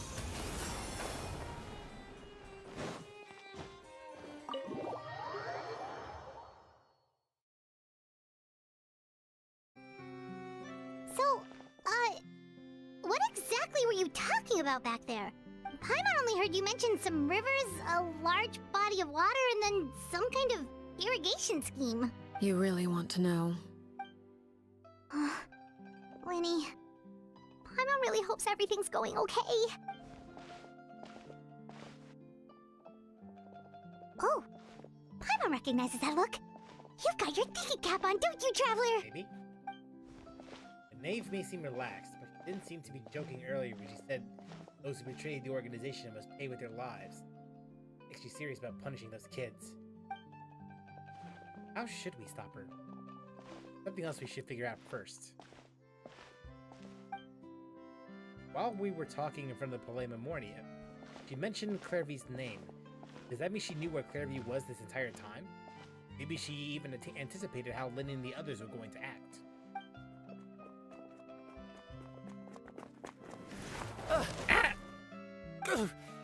Oh, shoot. Are you alright? Oh, jeez. I'm so sorry. I was so focused on selling these papers, I wasn't looking where I was going. Sorry. Well, let me make it up to you at least. This is kind of familiar for some reason. Oh. Oh, you don't have to give us anything. Please, I want to. It's not like I'm short on supply. It's my fault, really. Oh yeah, he was. I was just trying to bring home some he was extra on the mora list, for the yeah. family, but I bit off more than I can chew. I haven't had many takers today, so I'm still swimming in papers. What's going on here? Nothing much. I just ran into your friend here on accident. Hold on. Don't have any on me at the moment. I'll take 3 papers.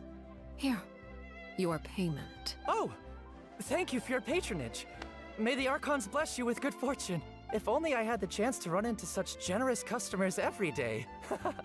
I should probably just take on a smaller inventory though, right? I'm getting married soon, so sometimes it's hard to not get ahead of myself. Anyway, I should head out. Well, now that my affairs are settled, we should take the boat back to Poisson. Actually, why don't we stick around for a little longer? Paimon just realized how hungry she is. She can't head back to Poisson on an empty stomach. Looks like Paimon's trying to buy us more. If we head back now, I doubt Lenny and the others will have made any progress. It appears you two are under the impression that delaying our return be persuaded to give Linny some extra time. I just have one condition. If you agree to my request, I'll even answer some of your questions. You're quite curious about Clairvy, are you not? And my relationship to her. Wait, why are you being so generous all of a sudden? You overestimate yourself. You don't have the talent for bad things. Yeah, you're right. Then what can you possibly... The most important consideration in a negotiation is that both sides receive something they want. Demands and threats only get you so far. All right, let's hear it. Wonderful. Here it is. See that bridge right over there? Do a flip. In Minecraft.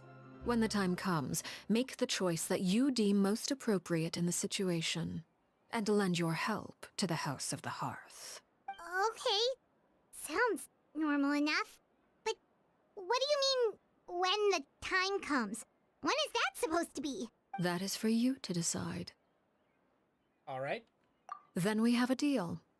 Follow me.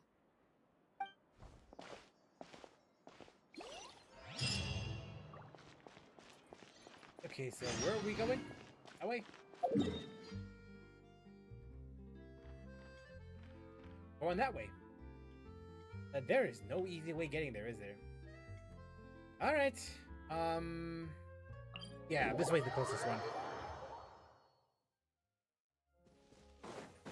Yeah! Skyward! Scatter!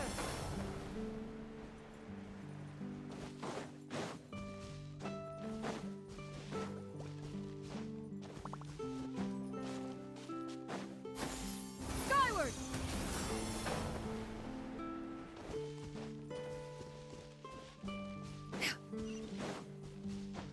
Yeah! Scatter!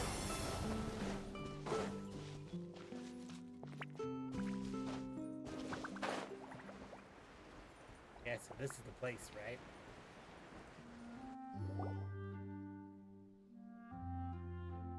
What is this place? Somewhere long forgotten by everyone. It used to be a grand building. Now it's nothing more than a pile of rubble. No one comes here anymore, nor does anyone care about what once happened here. Although, this place does have something to do with the story I'm about to tell you. Yeah, something that we just watched a while ago. It was before I became a Harbinger, and before Linny and the others joined the House of the Hearth. Due to certain events, I first killed Clairvy and then her mother. And this is where it all happened. Why? Patience now. Allow me to explain Clairvy's side of the story first.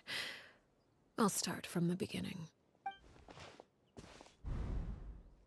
Clairvy was 6 years old when she was brought by her mother, Crucibina, to live in the House of the Hearth. From the outside, it seemed like a fairy tale. A thriving family made up of kind adults and friendly children. Crucibina was the knave at that time, and the House of the Hearth was under her control. She was Clairvy's mother by blood, but she was also the mother to all the children in the house. Clairvy was happy here, for a time. But she quickly realized that being part of this family wasn't a fairy tale at all. It was a kind of purgatory. Purgatory? Exactly. The House of the Hearth takes in war orphans from all over Tevat. But as for how to raise them, that depends entirely on the person in charge. Crucibina came up with a novel idea. She would teach the children to fight, force them to duel each other, and then crown as the king of the house the child who proved themselves most worthy of inheriting her title. It's difficult to estimate the number of children who died or were maimed in the process. There's little I can say about the ones who died. The ones that emerged with permanent injuries, on the other hand, well, they still served a purpose. They would be handed over to the doctor to be experimented on, or sent away on dangerous missions. Basically, what Nothing Clarity was more telling than us tools earlier. to be used and then discarded. So those were the experiments Clairvy was talking about. But what actually happened to her? You said that Clairvy was Crucibina's daughter, so if Clairvy tried to convince her to stop what she was doing, Crucibina probably would have listened, right? She forced Clairvy to join the House of the Hearth only as a means to demonstrate her own impartiality as a mother. Clairvy did try to convince her mother to change her ways, but it was to no avail. After her efforts failed, the only other option was to rise up and try to fight back. Unfortunately, the other children had already been thoroughly indoctrinated into the illusion of happiness Crucibina had created. Of course, there was one exception. Someone Clairvy's age, who knew the truth about the House of the Hearth.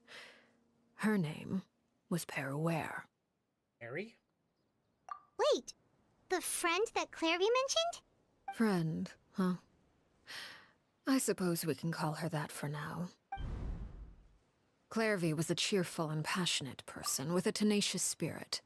Peruere, on the other hand, was rather cold-blooded. Her cold-blooded nature allowed her to see through Crucibina's facade. Versus Yet, it was Goth also girl. this cold-bloodedness that prevented her from acting against it.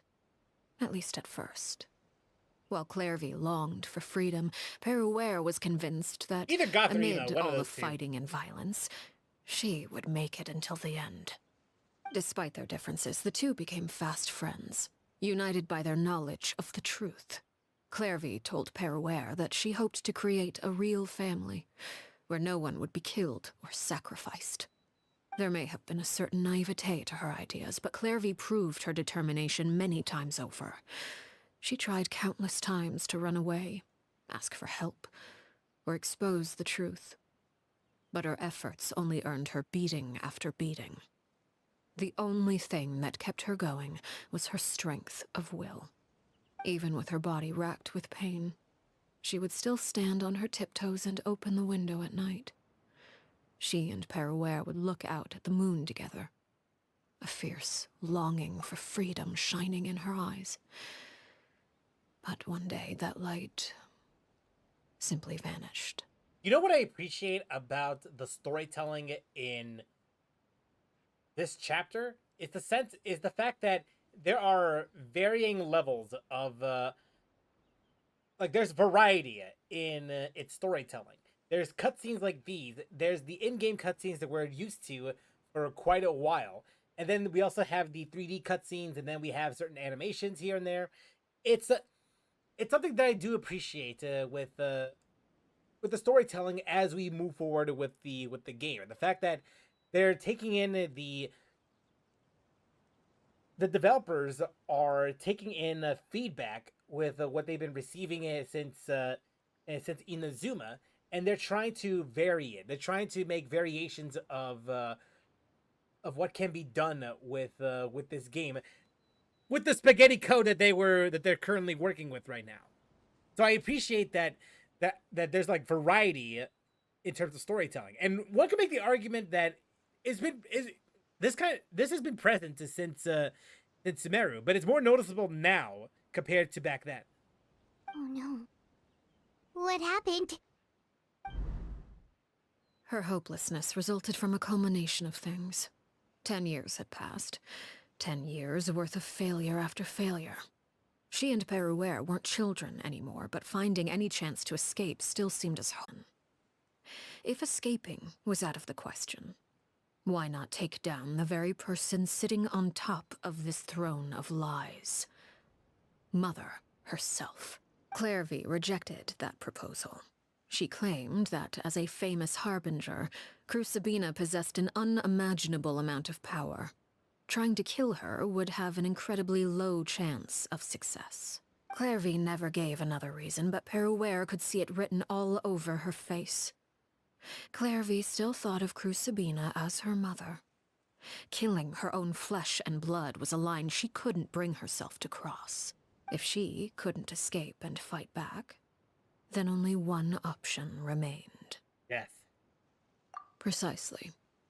Death was the only way that she felt she could be free. That would explain the smile towards the end of that trailer. Or the animation, I should say. It happened during a duel. When she arrived at the dueling ring that day, her partner turned out to be none other than Perouere. The very person that had stood by her side all those years. It was a fierce battle. But ultimately, Clairvy decided to let Perouere end her life. From that moment on, Perouere's journey was one written in flames. When the rain finally came and washed it all away, there she stood, the sole victor in Mother's endless game of slaughter. A trail of corpses strewn across her path to success. It was the very result she had predicted 10 years prior. Even then, she believed she would make it until the end. She wasn't surprised by the fact that she emerged as Mother's undisputed heir. Rather, her success left her with an inexplicable sense of restlessness. She was unsettled. And there was only one thing that could quell that sensation. Perhaps you two would like to take a guess as to what it was? Telling the person at the very top. Crucibina, you mean? But...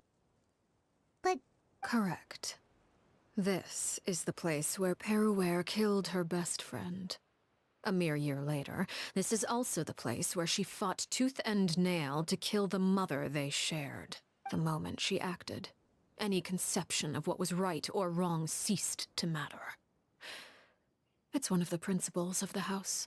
Perouere won the battle, and became a harbinger herself. After which Her Majesty, the Tsaritsa, bestowed upon her a new name. Arlecchino. So the Perry Clairvy was talking about... It was you all along. You're Perouere. Arlecchino is just a name you got later. It was your story, much as Clairvy's. I left that name behind long ago. I must say, hearing it now does bring back memories. After I defeated Crucibina, the moniker of Mother died with her. I chose to forego the title she called herself, and even chose to give up my own name. I rebuilt the House of the Hearth under a new identity. Not only as Arlecchino, but as father. And that is where the story ends. Any more questions? The Clairvy we met, though. Who is she exactly? Yeah. Based on what you just told us, Clairvy wasn't a little kid when she was killed. So the Clairvy we met... Was she really a spirit at all? I suppose you could call her an illusion born of flame. Her existence is like ashes to a fire. Something left over in the wake of blaze and ruin. You see, a certain power runs through my veins.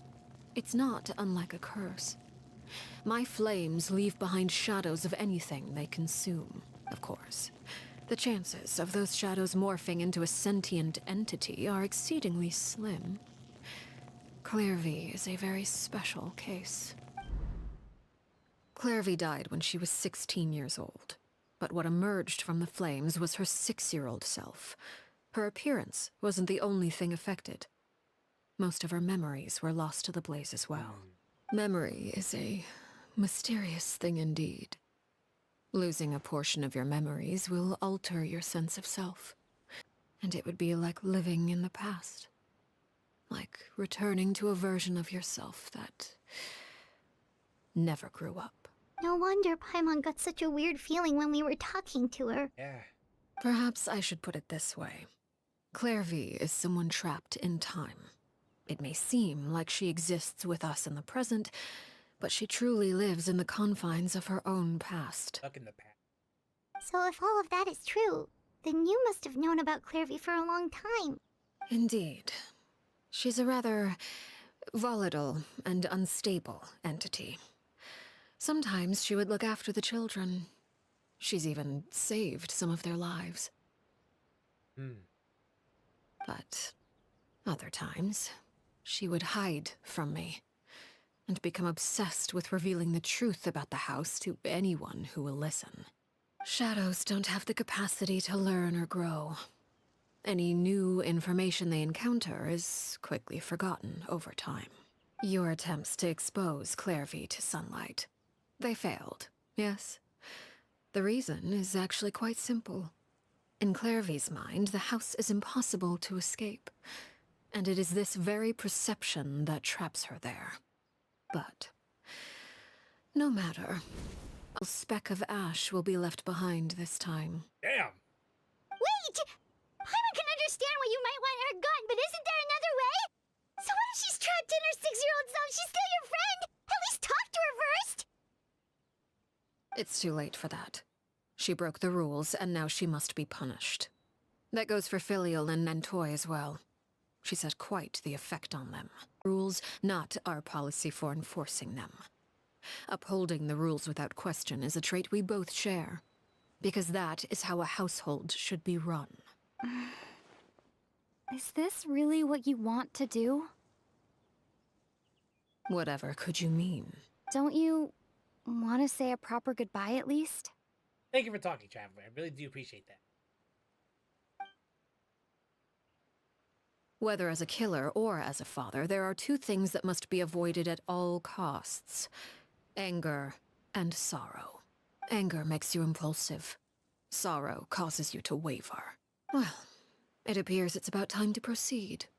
Before we arrived, I told some of my well-behaved children to bring our troublemakers here by nightfall. Does that include the 3 as well? I do believe I've kept my end of the deal. I gave your friends quite a bit more time. As for what happens now, we'll just have to wait and see.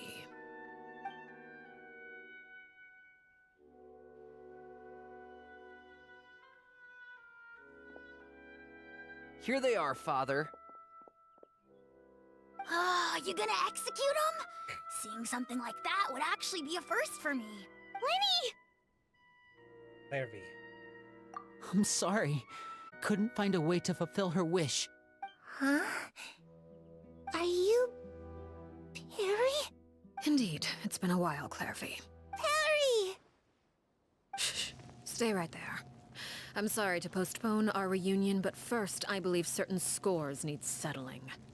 Oh god.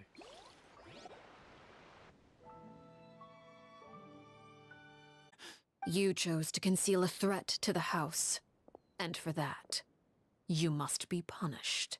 Overall, however, I suppose your wrongdoing is hardly the most egregious of the bunch, so I'll deal with your punishments later. As for right now, the more pressing concerns are the traitors among us. She said the thing! Yeah, she said the thing! By traitors? Do you mean us? Father, let me explain. We didn't mean to... Fultz, why don't you share what you heard? Yes, Father. Secret Midnight Meeting number 3. Participants, Filial, Nantoy, Sato, Toddy. Nantoy clearly said, if only Father wasn't the one who took us in. Sato added, I'm sick of this life. I just want to live as a normal person. Filial was the worst of them all. She called us crazies and said a bunch of mean things about Father. Why, you snitch! I get why, but you're such a snitch! I did not! You're lying! Fultz is trying to frame us. It's not like I'm the only one who heard those things. After that, you and Toddy and a bunch of other people started talking about Clairvy. You were using all those things Clairvy brought up as an excuse to question Father. We're birds locked in a cage. The only way out is to destroy it. That's want me gone, don't you? What did I ever do to you, huh? And you, Sheplo, have you forgotten who stood by your sickbed, watched over you, and changed your dressings? Come on, let's hear it then. What's your reason for all this? You're wrong, Filial. We don't want you to die. You're our family. Liar. You wouldn't be doing this if that were the case. So why? Why have you backed us into a corner? We all live in the House of the Hearth. You know the type of work we do, Filial. A single betrayal can cost dozens of us our lives. It's not like it's never happened before. That kind of thing is hard to forget. That's why the House of the Hearth cannot tolerate any form of betrayal.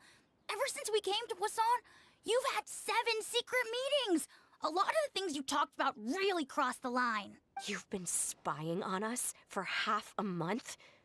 Wait a second. Now that I think about it, the move to Poisson was just a way to make it easier to spy on us, wasn't it? Because we were all in one place. You've had this planned all along. Filial, Nantoy, I'm sorry. I owe you both my life. I owe Clairvy too. If it weren't for all your help after I got poisoned, I wouldn't be standing here today. If this were any other situation, I would do anything to repay that kindness, even if it cost me my life. But rules are rules. Why? Why? That's enough, Filial. We made a mistake, and we should own up to it.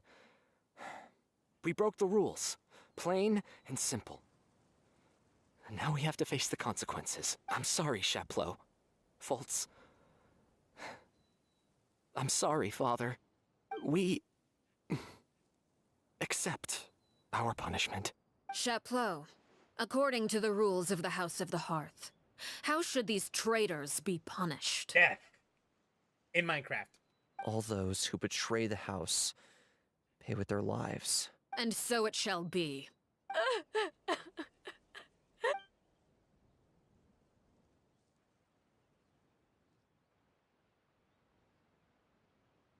Father, please wait! God. Something you want to say, Linny? Please reconsider, Father. What Filial and the others did, broken families. From the very first day we joined the House of the Hearth, we wanted nothing more than to make it a real home. But the truth is, none of us know what a real home should look like. I'm not saying I have all the answers. All I know is this. Killing Filial and the others may uphold the rules, but doing so will only bring us further away from being a real family than we've ever been. So please, Father, please reconsider. I agree with Linny. Father, please. Linny, you... I also agree with Linny. Oh, God. An order once given cannot be rescinded. However, given the extent of your determination, I suppose we shall have to go about this a different way. Draw your weapons and face me. Our weapons? Father, are you referring to a duel? Precisely. The rules of the house will not be altered. Traitors must be punished. However, resolving disputes with a duel is also one of our rules, one that also applies to me. Demonstrate a sufficient showing of strength, and I shall offer a concession. Oh, God. Boss time. Wait. Beat Father in a duel? Impossible. Father is way too strong, even for Linny.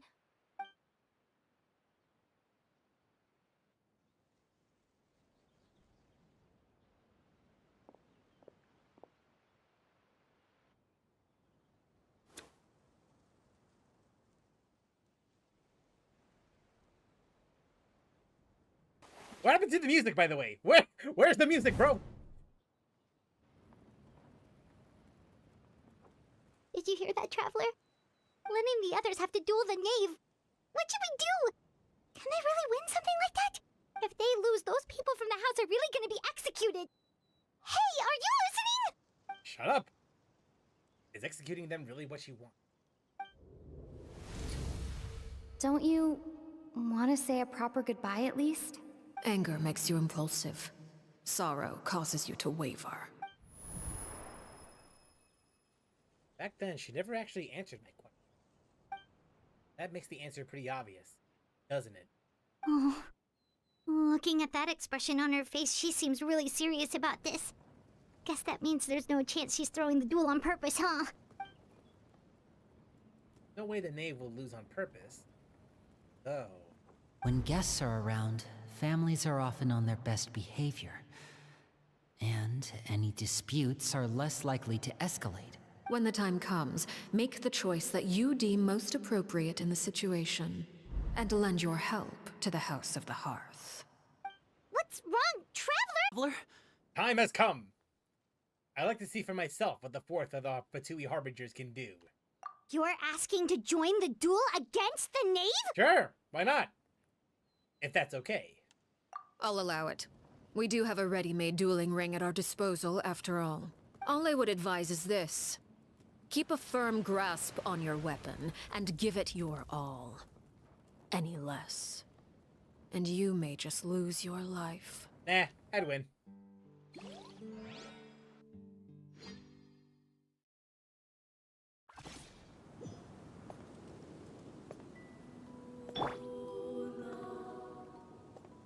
Just standing, walking here, menacingly.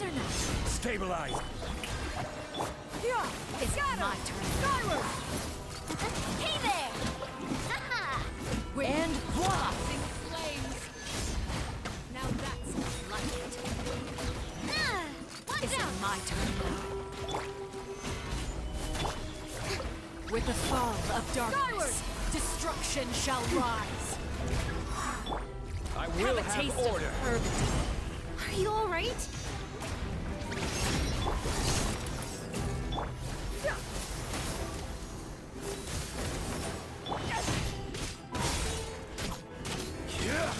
Gather. Scatter! Skyward! Try to pace yourself.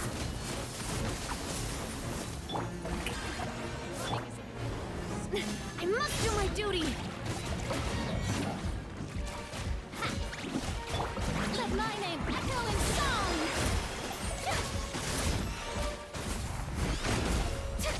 And voila!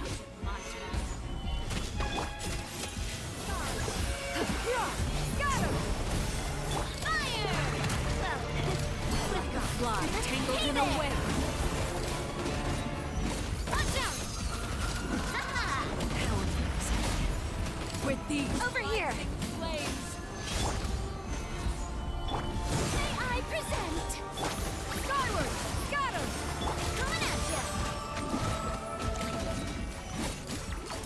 There we go. Up, cutscene time.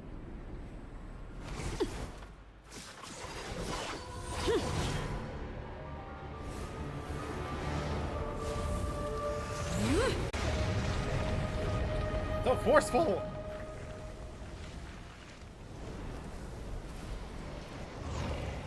Oh my god, father is hot. That is one hot dad.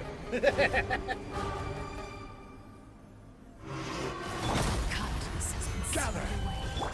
My blade is all that remains. Skyward! Scatter!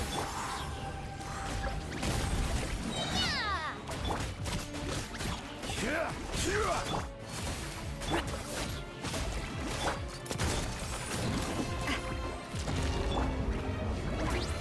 Oh god. Solidify. Yoo-hoo! Skyward! Scatter! Now's our chance. Over here! Your punishment made manifest. Scatter! Skyward! Coming at ya! Make way for the adept. A silver send down! Oh shit, he's dead already? Oh shit, she's dead! She's dead!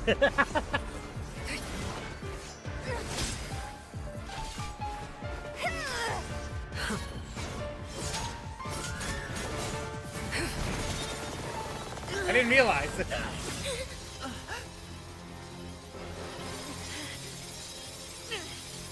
You should know better than to crowd in one place. Oh god.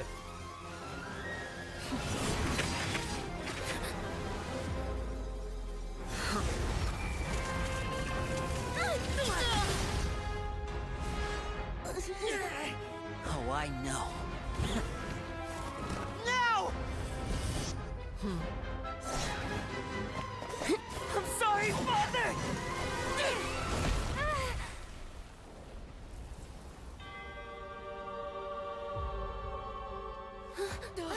You better get the whip today, Sorry children. for what? This pitiful excuse for an attack. No, this.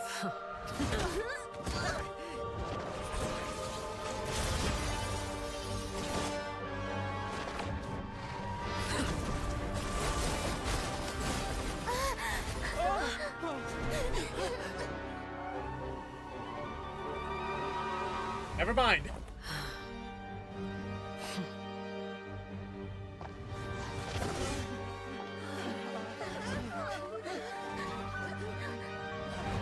Father, no! Daddy, no!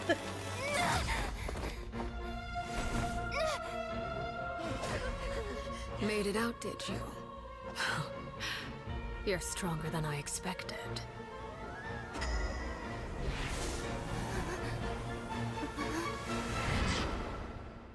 Look into my eyes. A crimson moon. I can't move.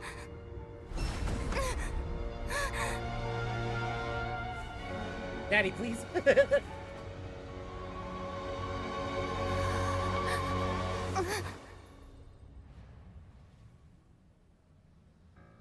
Still, not strong enough to beat me.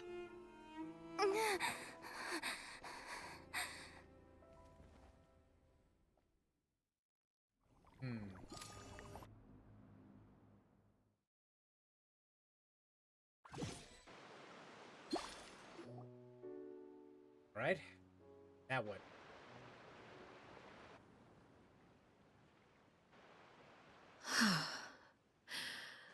I believe we can end things here. It's not often that we get to enjoy the company of guests, after all. We wouldn't want things to get too out of hand. Now, who wants ice cream? Brother, are you all right? Lenny, Given that I am the victor of this duel, as agreed, the punishment stands. No! I never thought things would end like this. However, everyone involved in the duel demonstrated a remarkable level of strength and determination. In light of this, I'm prepared to change the method of execution. Elwar, the bottled flames I gave you for safekeeping. Do you still have them? Yes? I wasn't sure what they were for, but I've kept them super safe. I didn't lose a single one. Wonderful. Then, in just a moment, I'll have you administer them. Bottled flames? Indeed. They're the product of a secret experiment. Under certain special circumstances, flames can be extracted from my person and preserved. Once ingested, searing pain will spread across every inch of your body. No harm will come to you physically, but your memories will be burned away. If you can withstand the pain. When you awake, you'll have forgotten everything you know about the House of the Hearth, and will be expelled from the organization. In other words, administering this concoction will kill the version of you that grew up in the house, and give you a new identity. That's how the guy does not even recognize him. Yeah, the young man I thought looked familiar. The one selling newspapers outside the Palais Memoria. Monia, my bad. Well, but whatever. He must have been the same horror we saw on the list of executions. Memory is a mysterious thing indeed. Losing a portion of your memories will alter your sense of self. Yeah, that's what she was talking about. My understanding of the Knaves is right. She really thinks that is killing him. The horror that lived in the House of Hearth is dead. The one that remains is simply a normal person living out his life with his beloved. Even so, it's much better than actually ending their lives. So, you're just letting us go, Father? You misunderstand. Memories are extremely important. Once consumed by flame, the version of you standing before me will die, and our secrets will die with you. So no, I don't intend to just let you go, because the person who survives will be nothing but a stranger. Even so, I won't have to live in fear anymore. I'm sorry, Father. I'm sorry. You haven't left the house yet, so there are still rules to be followed, yes? Remember what I taught you. Anger makes you impulsive, sorrow causes you to waver. Don't let yourself be controlled by your emotions. Of course. I'll remember. Not this one, though. Dry your tears, and go pursue the life you really want. Yes, Father. Chaplot, Fultz, Elwar. Take them back to Poisson. And bring Linny and the others as well. I prepared 3 extra vials of bottled flames. As for whether to take them, the choice is yours. Goodbye, children. The next time we meet, I will no longer be your father. Thank you for all you've done You'll all for be the put up for house. adoption. I hope you have bright futures ahead of you.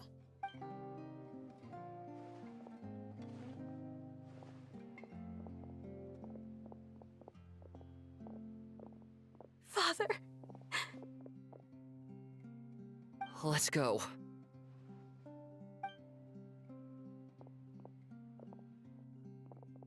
Here, grab my arm, Linny. I'll help you walk back. Thank you.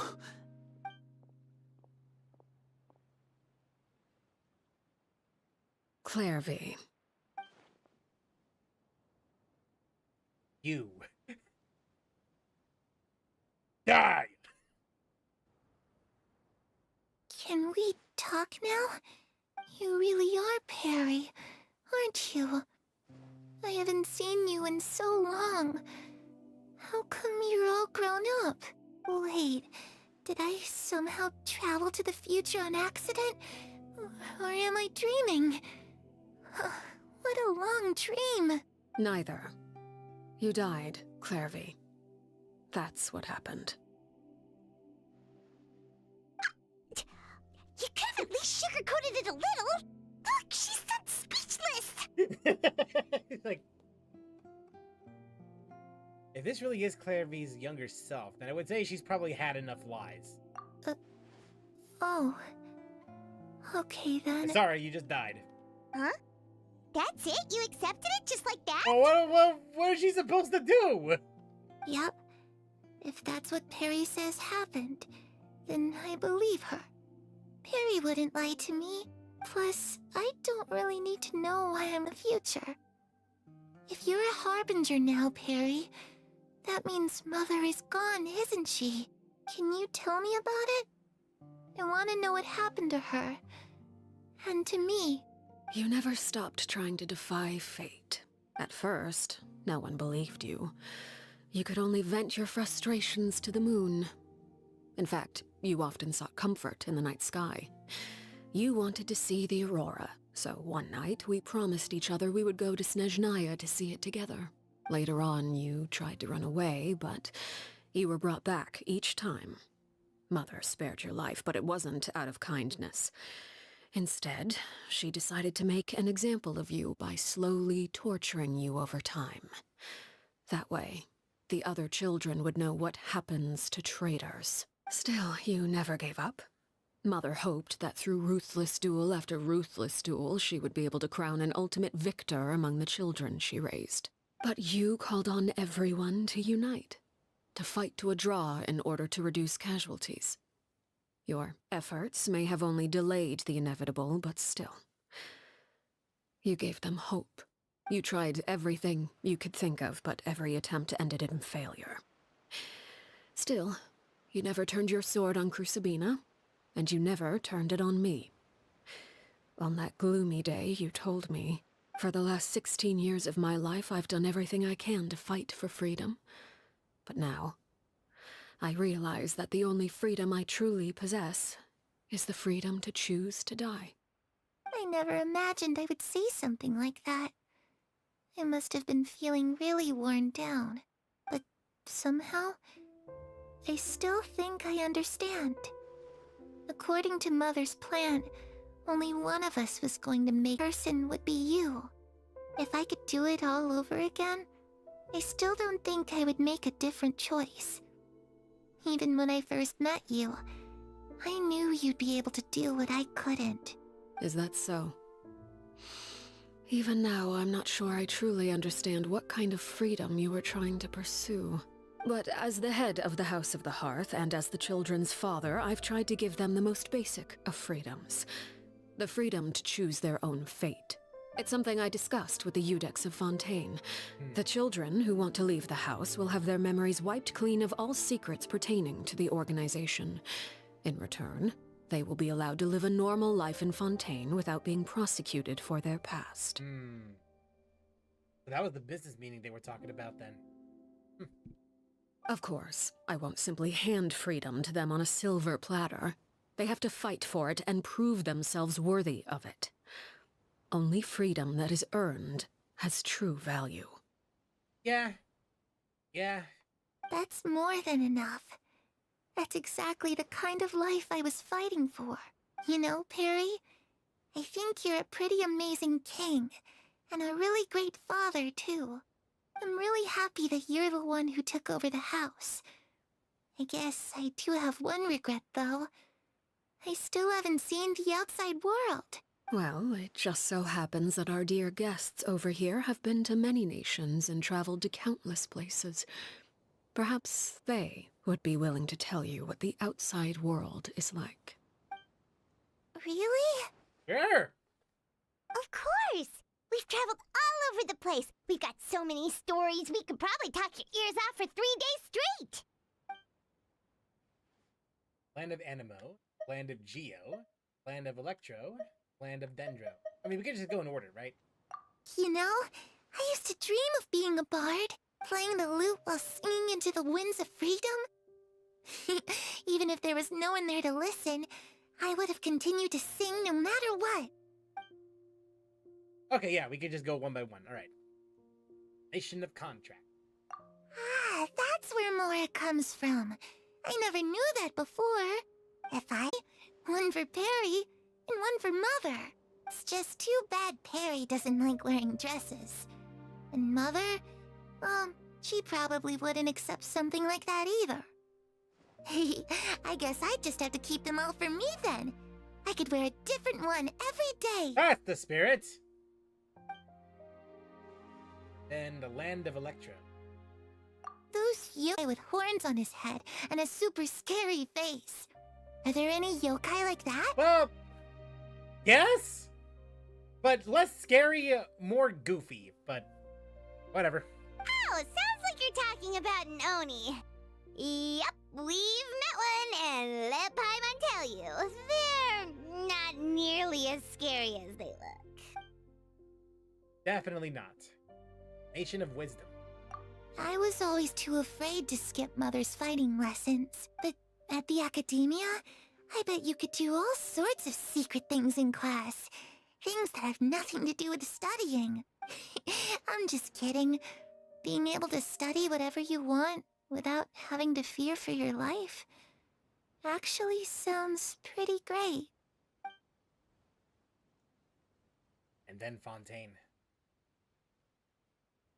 The situation was super dangerous. Lenny and Lynette were accused of committing— No, of you. What happened next? Don't worry. We were able to turn the situation around super quickly. She brought back the glasses! Paimon, of course! She brought it back! No. That was supposed to stay in the at the courthouse. You're not allowed to bring that in. How'd you do that? Come on, tell me. Okay, so it was like this. After the failed magic Where did you show, bring we that out rushed to from? the scene and— Harvey is listening really intently to Paimon's story about our time at Fontaine. She seems really happy, like all of her troubles have been forgotten. Maybe this is the first time she's ever been able to truly relax, but I'm not sure how long this moment can last. Shadows don't have the capacity to learn or grow. Any new information they encounter is quickly forgotten over time. Time passes, she'll probably forget everything we told her, and go back to being that scared little girl who could only hide in the shadows. What is he thinking? Didn't notice. Sun has risen. Cutscene time! I think. Unless it's just trying to change the time. But yeah, cutting time, yeah. Clairvy, you've worked tirelessly from the shadows to overthrow the House of the Hearth. Now, by my authority as the Knave, I shall announce how this matter ends. Die. You are hereby expelled from the House of the Hearth. You are no longer tied to this place, nor are you bound by its rules. You're saying that I can finally leave? I get to experience the outside world as well? Oh, I almost forgot. There's no getting older for me. Still, see Parallel. Take care of yourself. Goodbye. May we meet again someday.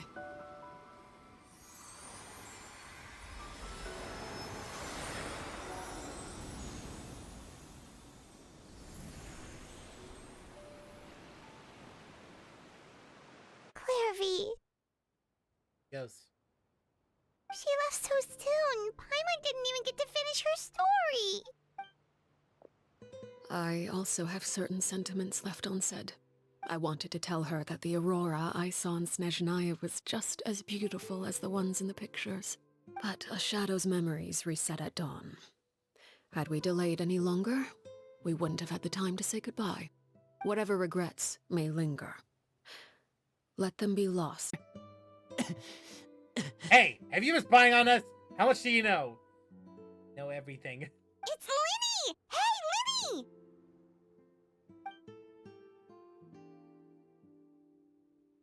What is he doing back here? Let's go check it out.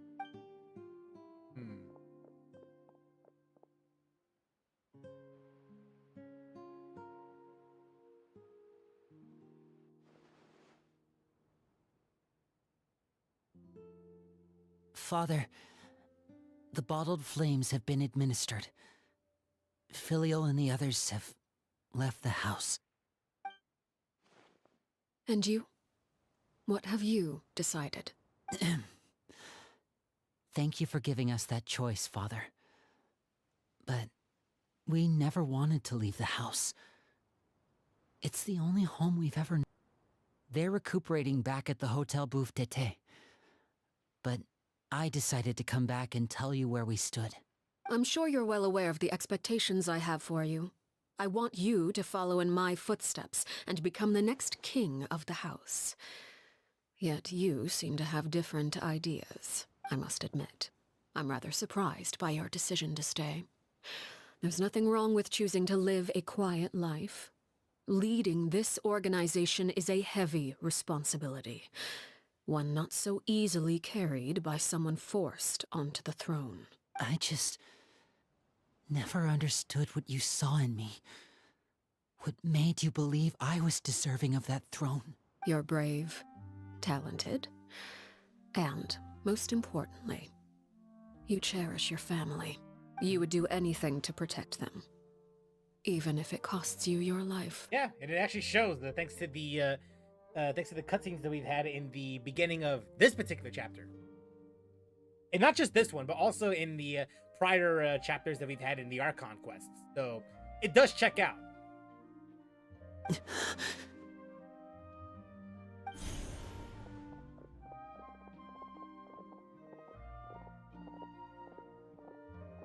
Speaking up back there was so brave of you, Linny. It's all thanks to you that we were able to convince Father to back down. You're a hero, Linny. Hero? Father is the real hero. Had Father gone all out during the duel, there's no way I would have walked away with my life. She must have had it all planned from the beginning. From the very moment she suggested a duel. I'm not deserving of that title.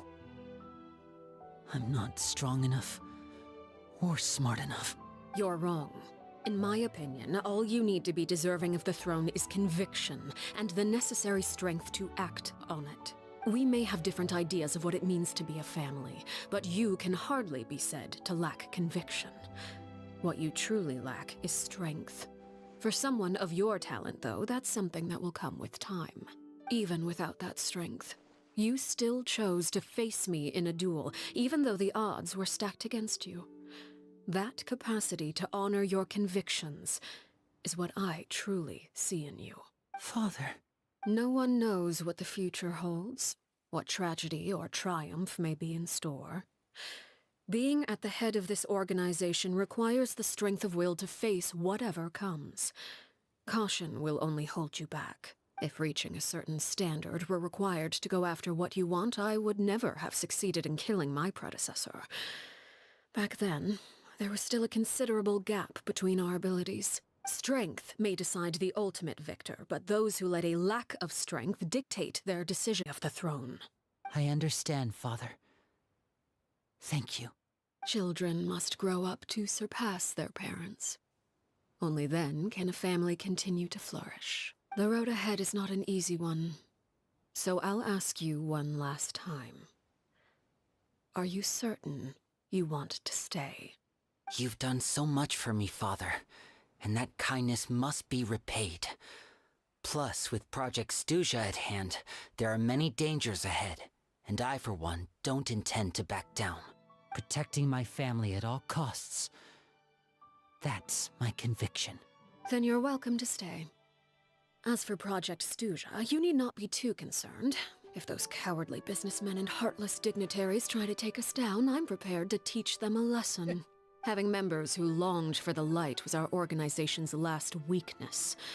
With those members no longer among our ranks, the House of the Hearth is like a spider hiding in the shadows. We need only wait for our prey to come to us. At present, our imperative is to use their plan to our advantage. In doing so, a crimson moon shall rise amid the frigid blizzards of winter. No demonstration of loyalty shall go unrewarded, and no sacrifice shall be in vain. As for the two of you, whether we meet again as friend or foe, I'll remember the camaraderie we shared in this moment. Oh, that's nice. No matter how arduous the journey ahead, I hope we both reach our desired destination. So wait until 2 days later? 2 days later? Alright, fine. We shall do that. Stupid. Like around here, right? Man, that is an interesting story, though. Oh my god. Yeah, no joke. That was actually pretty good. Ooh.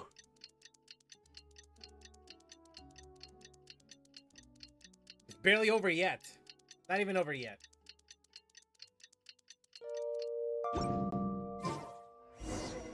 Linny say that Lynette and Frem... Okay, yeah, so we gotta go over here.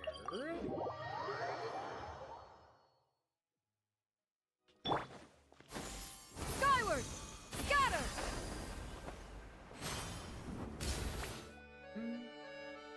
What's up?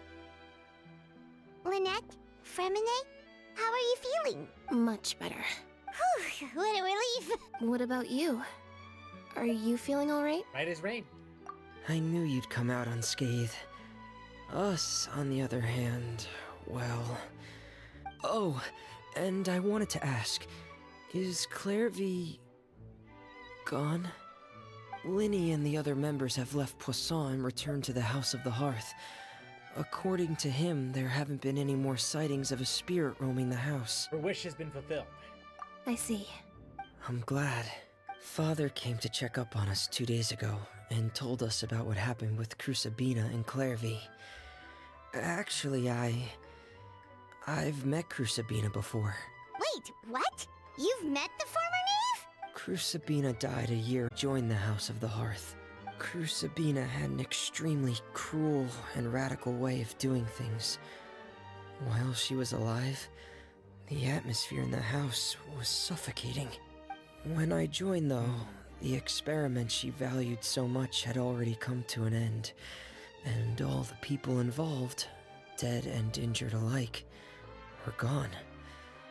Crucibina never talked about the... Father killed Crucibina and burned all her files. With that, the names of all the people subjected to her experiments, Clairvy included, were lost to the flames, along with the painful memories they represented. Father took in Lenny and me a couple months after that, but she never mentioned anything about Crucibina or Clairvy. The cursed knowledge, yeah, she planned to keep that cursed knowledge till the day she dies. The last time you talked to her, did she mention why she kept it a secret for so long? She said she didn't want us to be affected by the darkness of the past. She was worried we'd develop a false sense of gratitude towards her if we knew about it. The foundation of a family should be free of any corrupting influence. Whatever happened in the past, it has nothing to do with who we are now. And that's what Father told us in the end. But I still thanked her for everything. It was only after hearing about what Crucibina did that I finally realized how insignificant our lives could have been. The members of the house meant nothing to her. If Father hadn't taken over the House of the Hearth, I probably would have already Saved you in the end. Father rarely brings up the fact that she saved us. Even if we didn't owe her anything, we would still choose to stay. Because this is our home. We may have arguments or times when we feel wronged. Some people may even choose to leave. But as long as Father is here, we will always have a home. Whether the path before us is bathed in sunlight or shrouded in shadow, we'll follow Father wherever she chooses to go. Yeah. So I wanted to say thank you for helping us make it through this crisis. Without your help, we could have lost a lot more along the way. Oh, we didn't do anything, really. Just invite us back as guests and we'll call it even. Of course. Are Filial and Nantoy okay? I actually saw them at a cafe this morning. They didn't recognize me. From what I could tell, they were drinking coffee and talking about one of the operas that started running recently. They seemed happy. That's it. And that's it. Yeah.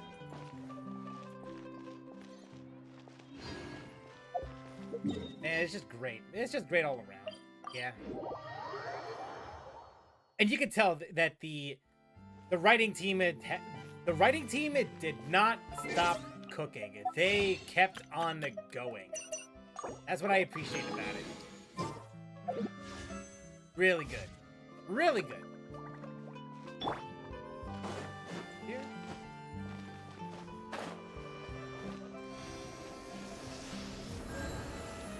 All right.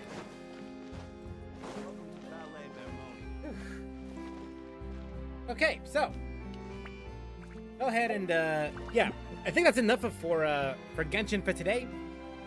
Yeah, I mean that's about as much as I could do. I mean, not just Genshin for today, but like for a good while. Only because well, again, unless there's any more story quests that I would personally want to tackle, I think that's gonna be it for that day. For like, you know, for today and all that. Let me just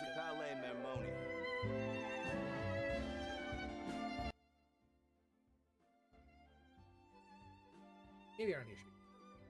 Right. So before I start wrapping up, there's a few things there's at least one or two things I do want to discuss with y'all, and it's more to do with what I picked up here and there, because earlier in the stream, well, before the stream happened actually, I picked up a thing or two. I left a poll on it's a last minute one. So it's not really like that that relevant anymore, I should probably say. But it is something that I wanted to do, and it's the fact that I left a choice on there, just asking if there's people out there that want to see me play through the story quest for Arlecchino, or just play through Super Mario Brothers for the first Super Mario 64, I should say, for the first time on real hardware. And well, no one voted, so I figured just do Arlecchino. Just do Arlecchino instead. I did pick something up though that may help out sometime in the future. I'm not saying that I'm doing this I'm not going to be doing that next week. Something that I did pick up recently that may future-proof what I'll be doing in the future. Now, for most people, I make this as a talking point, and I usually just say say how like recently I got myself into retro game collecting and all that, and 360, Wii, GameCube, stuff like that, and but mostly just try to see if I could get games that are specifically games that either, well, they gotta fall into some categories here. Example, it's an old game that I have some level of attachment towards. So say for example, Blinks 2, Crash Taxi Racing. They're not necessarily good games, mind you, but they do hold a special place in my child's heart, you know? In my childhood heart, I should say. And then there's games that I never had the opportunity to play, such as, well, I mean, Where we go, as long as I have my friends with me.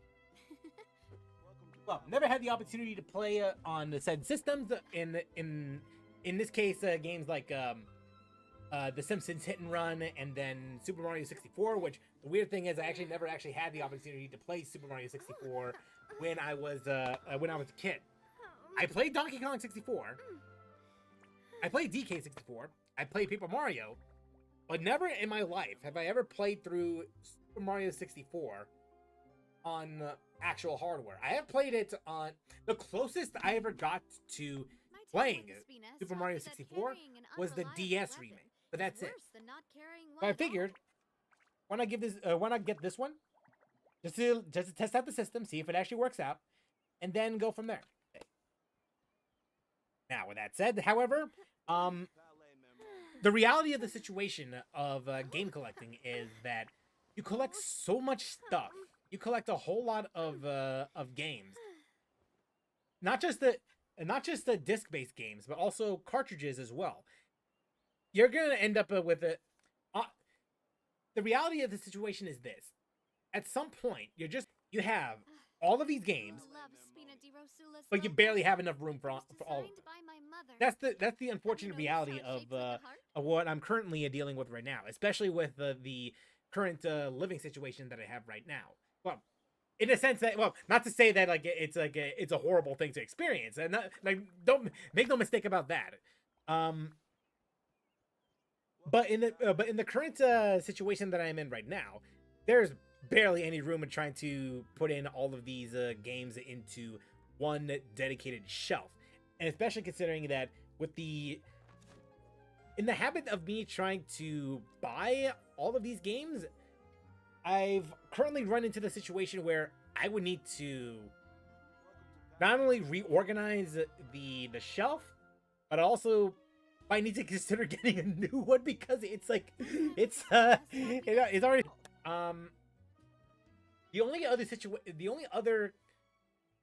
so unless I do end up moving someplace else where the place is bigger, or perhaps if the place that I could potentially move into has like bigger rooms where I could dedicate certain areas as a gaming room, then that's just it's just gonna be I'm going to run into a situation where I won't be able to stuff any of these games unless I make some compromises here and there.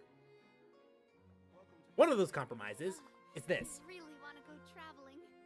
I don't mind where we go, as long as I have my friends So, with me. technically speaking, I started my collection of the N64 with Super Mario 64.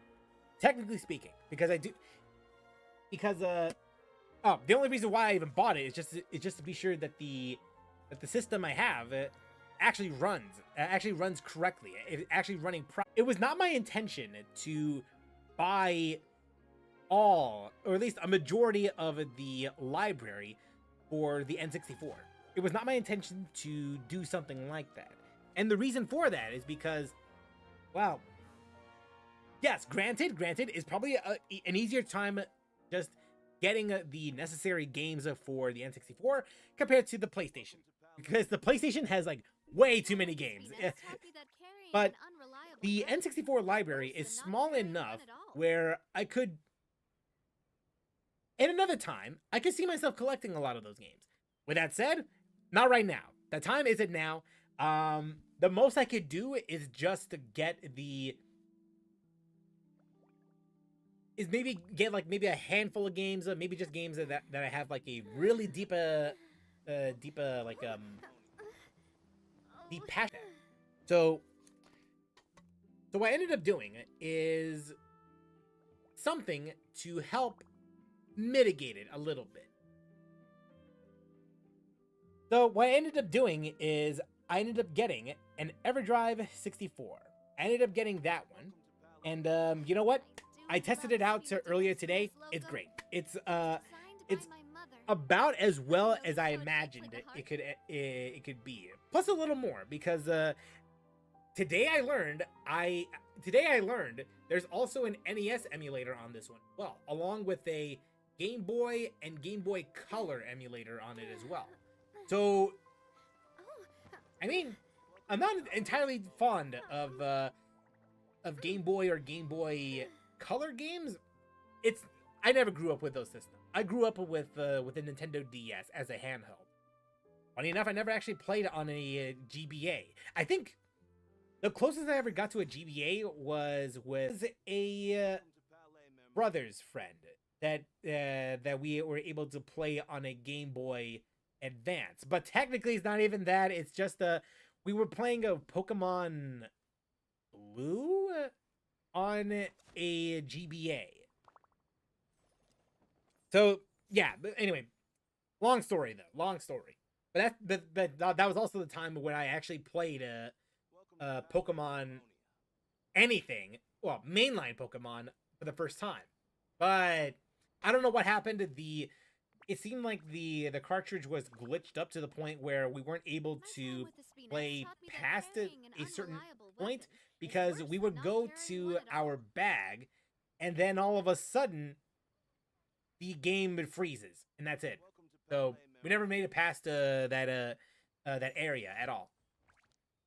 Anyway though, so yeah, managed to get myself an EverDrive. And yeah, even like I managed to like put in like a couple games here and there, like what do you call it? Like Banjo-Kazooie, and then Mystical Ninja starring Goemon, and also Donkey Kong 64. And well, it's actually one of the reasons why I went outside a little longer than I should have. Well, according to my brother at least, because I intended on getting just a memory card, a dedicated memory card for the EverDrive.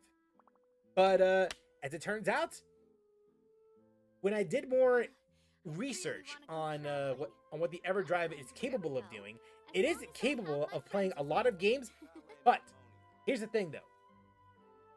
This is just like any other cartridge out there.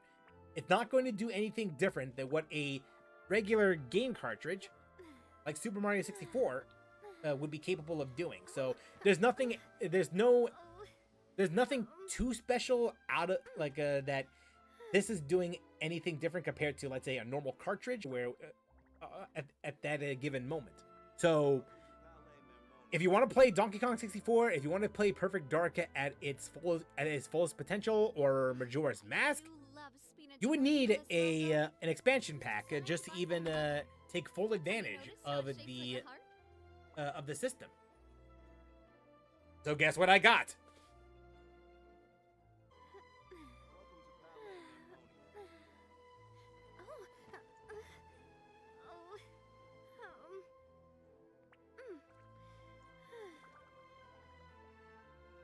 Managed to get the expansion pack at my local game store. So yeah, that's what I ended up doing for about a good hour or so. Thankfully though, it was ridiculously easy just to get something like this though. Granted, the price is like whatever, but it beats the pricing that I did manage to find on eBay and all that. So this one's like $49. I seen the listings on eBay that go for like $70, $80. It's yeah, that's not good. I wanted to see it. I wanted to check out the other like local game stores first before I make the plunge on eBay. Otherwise, if it's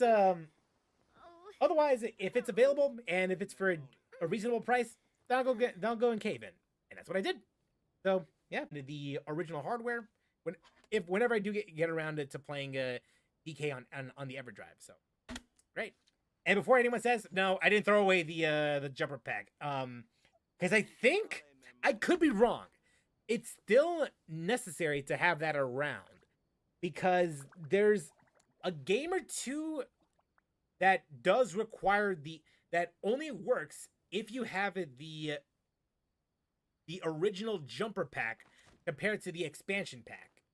I think so. I think there's only one game out there that actually does require the original jumper pack and not the expansion pack. I think it's Silicon Valley? Is that one game made by DMA Design, who would later end up being a Rockstar Games? But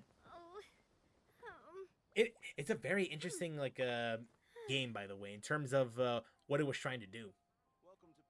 Anywho, though, so yeah, that's what I ended up doing. I bought a bought a memory card for a dedicated memory card for the EverDrive, and yeah, that's more or less the extent of. There was another thing as well that I did, and it was actually a majority of the time that I spent outside, just for one particular thing, because I was trying to see if I could. Well, my intent was to buy Sonic 06, because I wanted to see if there's any cheap copies lying around in the. Funny enough, it's actually cheaper trying to find a copy of Sonic 06. No, you have a better time waiting for a sale on Xbox 360 than you are trying to get a cheap enough copy for just outside a physical copy, I should say. Because I think right now, let me see.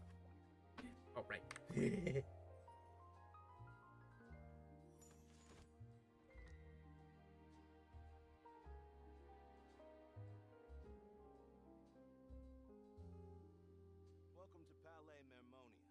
Yeah, it's currently $5 right now, and with the closure of the Xbox 360 store, you may as well just get that now than never, because I don't think there's going to be any other opportunity for you to get Sonic 06 unless you go for a physical copy. In that, there's going to be barely any once those stores close. It's going to be reasonably priced. So. Yeah, there's that. Plus, I'm also trying to see if I could find copies of Sonic Heroes and Shadow the Hedgehog. No reason, just I actually never had the opportunity to just sit down and play those games at all. So I figured, why not go and get them? And yeah, same thing with Sonic 06, but only because it's out of morbid curiosity, just to see how bad it really is. Maybe make fun of it or something. With the Spines taught and then after that, an unreliable weapon there is worse than not carrying one at all. But what I ended up finding though was a backward compatible PS3, and I can see a bit of a discussion from there. I won't go into too much detail because I didn't even buy the system. There was an opportunity for me to do so, but I'd rather wait for a little bit until maybe 2 weeks from now. Who knows? But I have gotten some information here and there, so who knows? Might happen sooner, might happen later. We'll see for ourselves.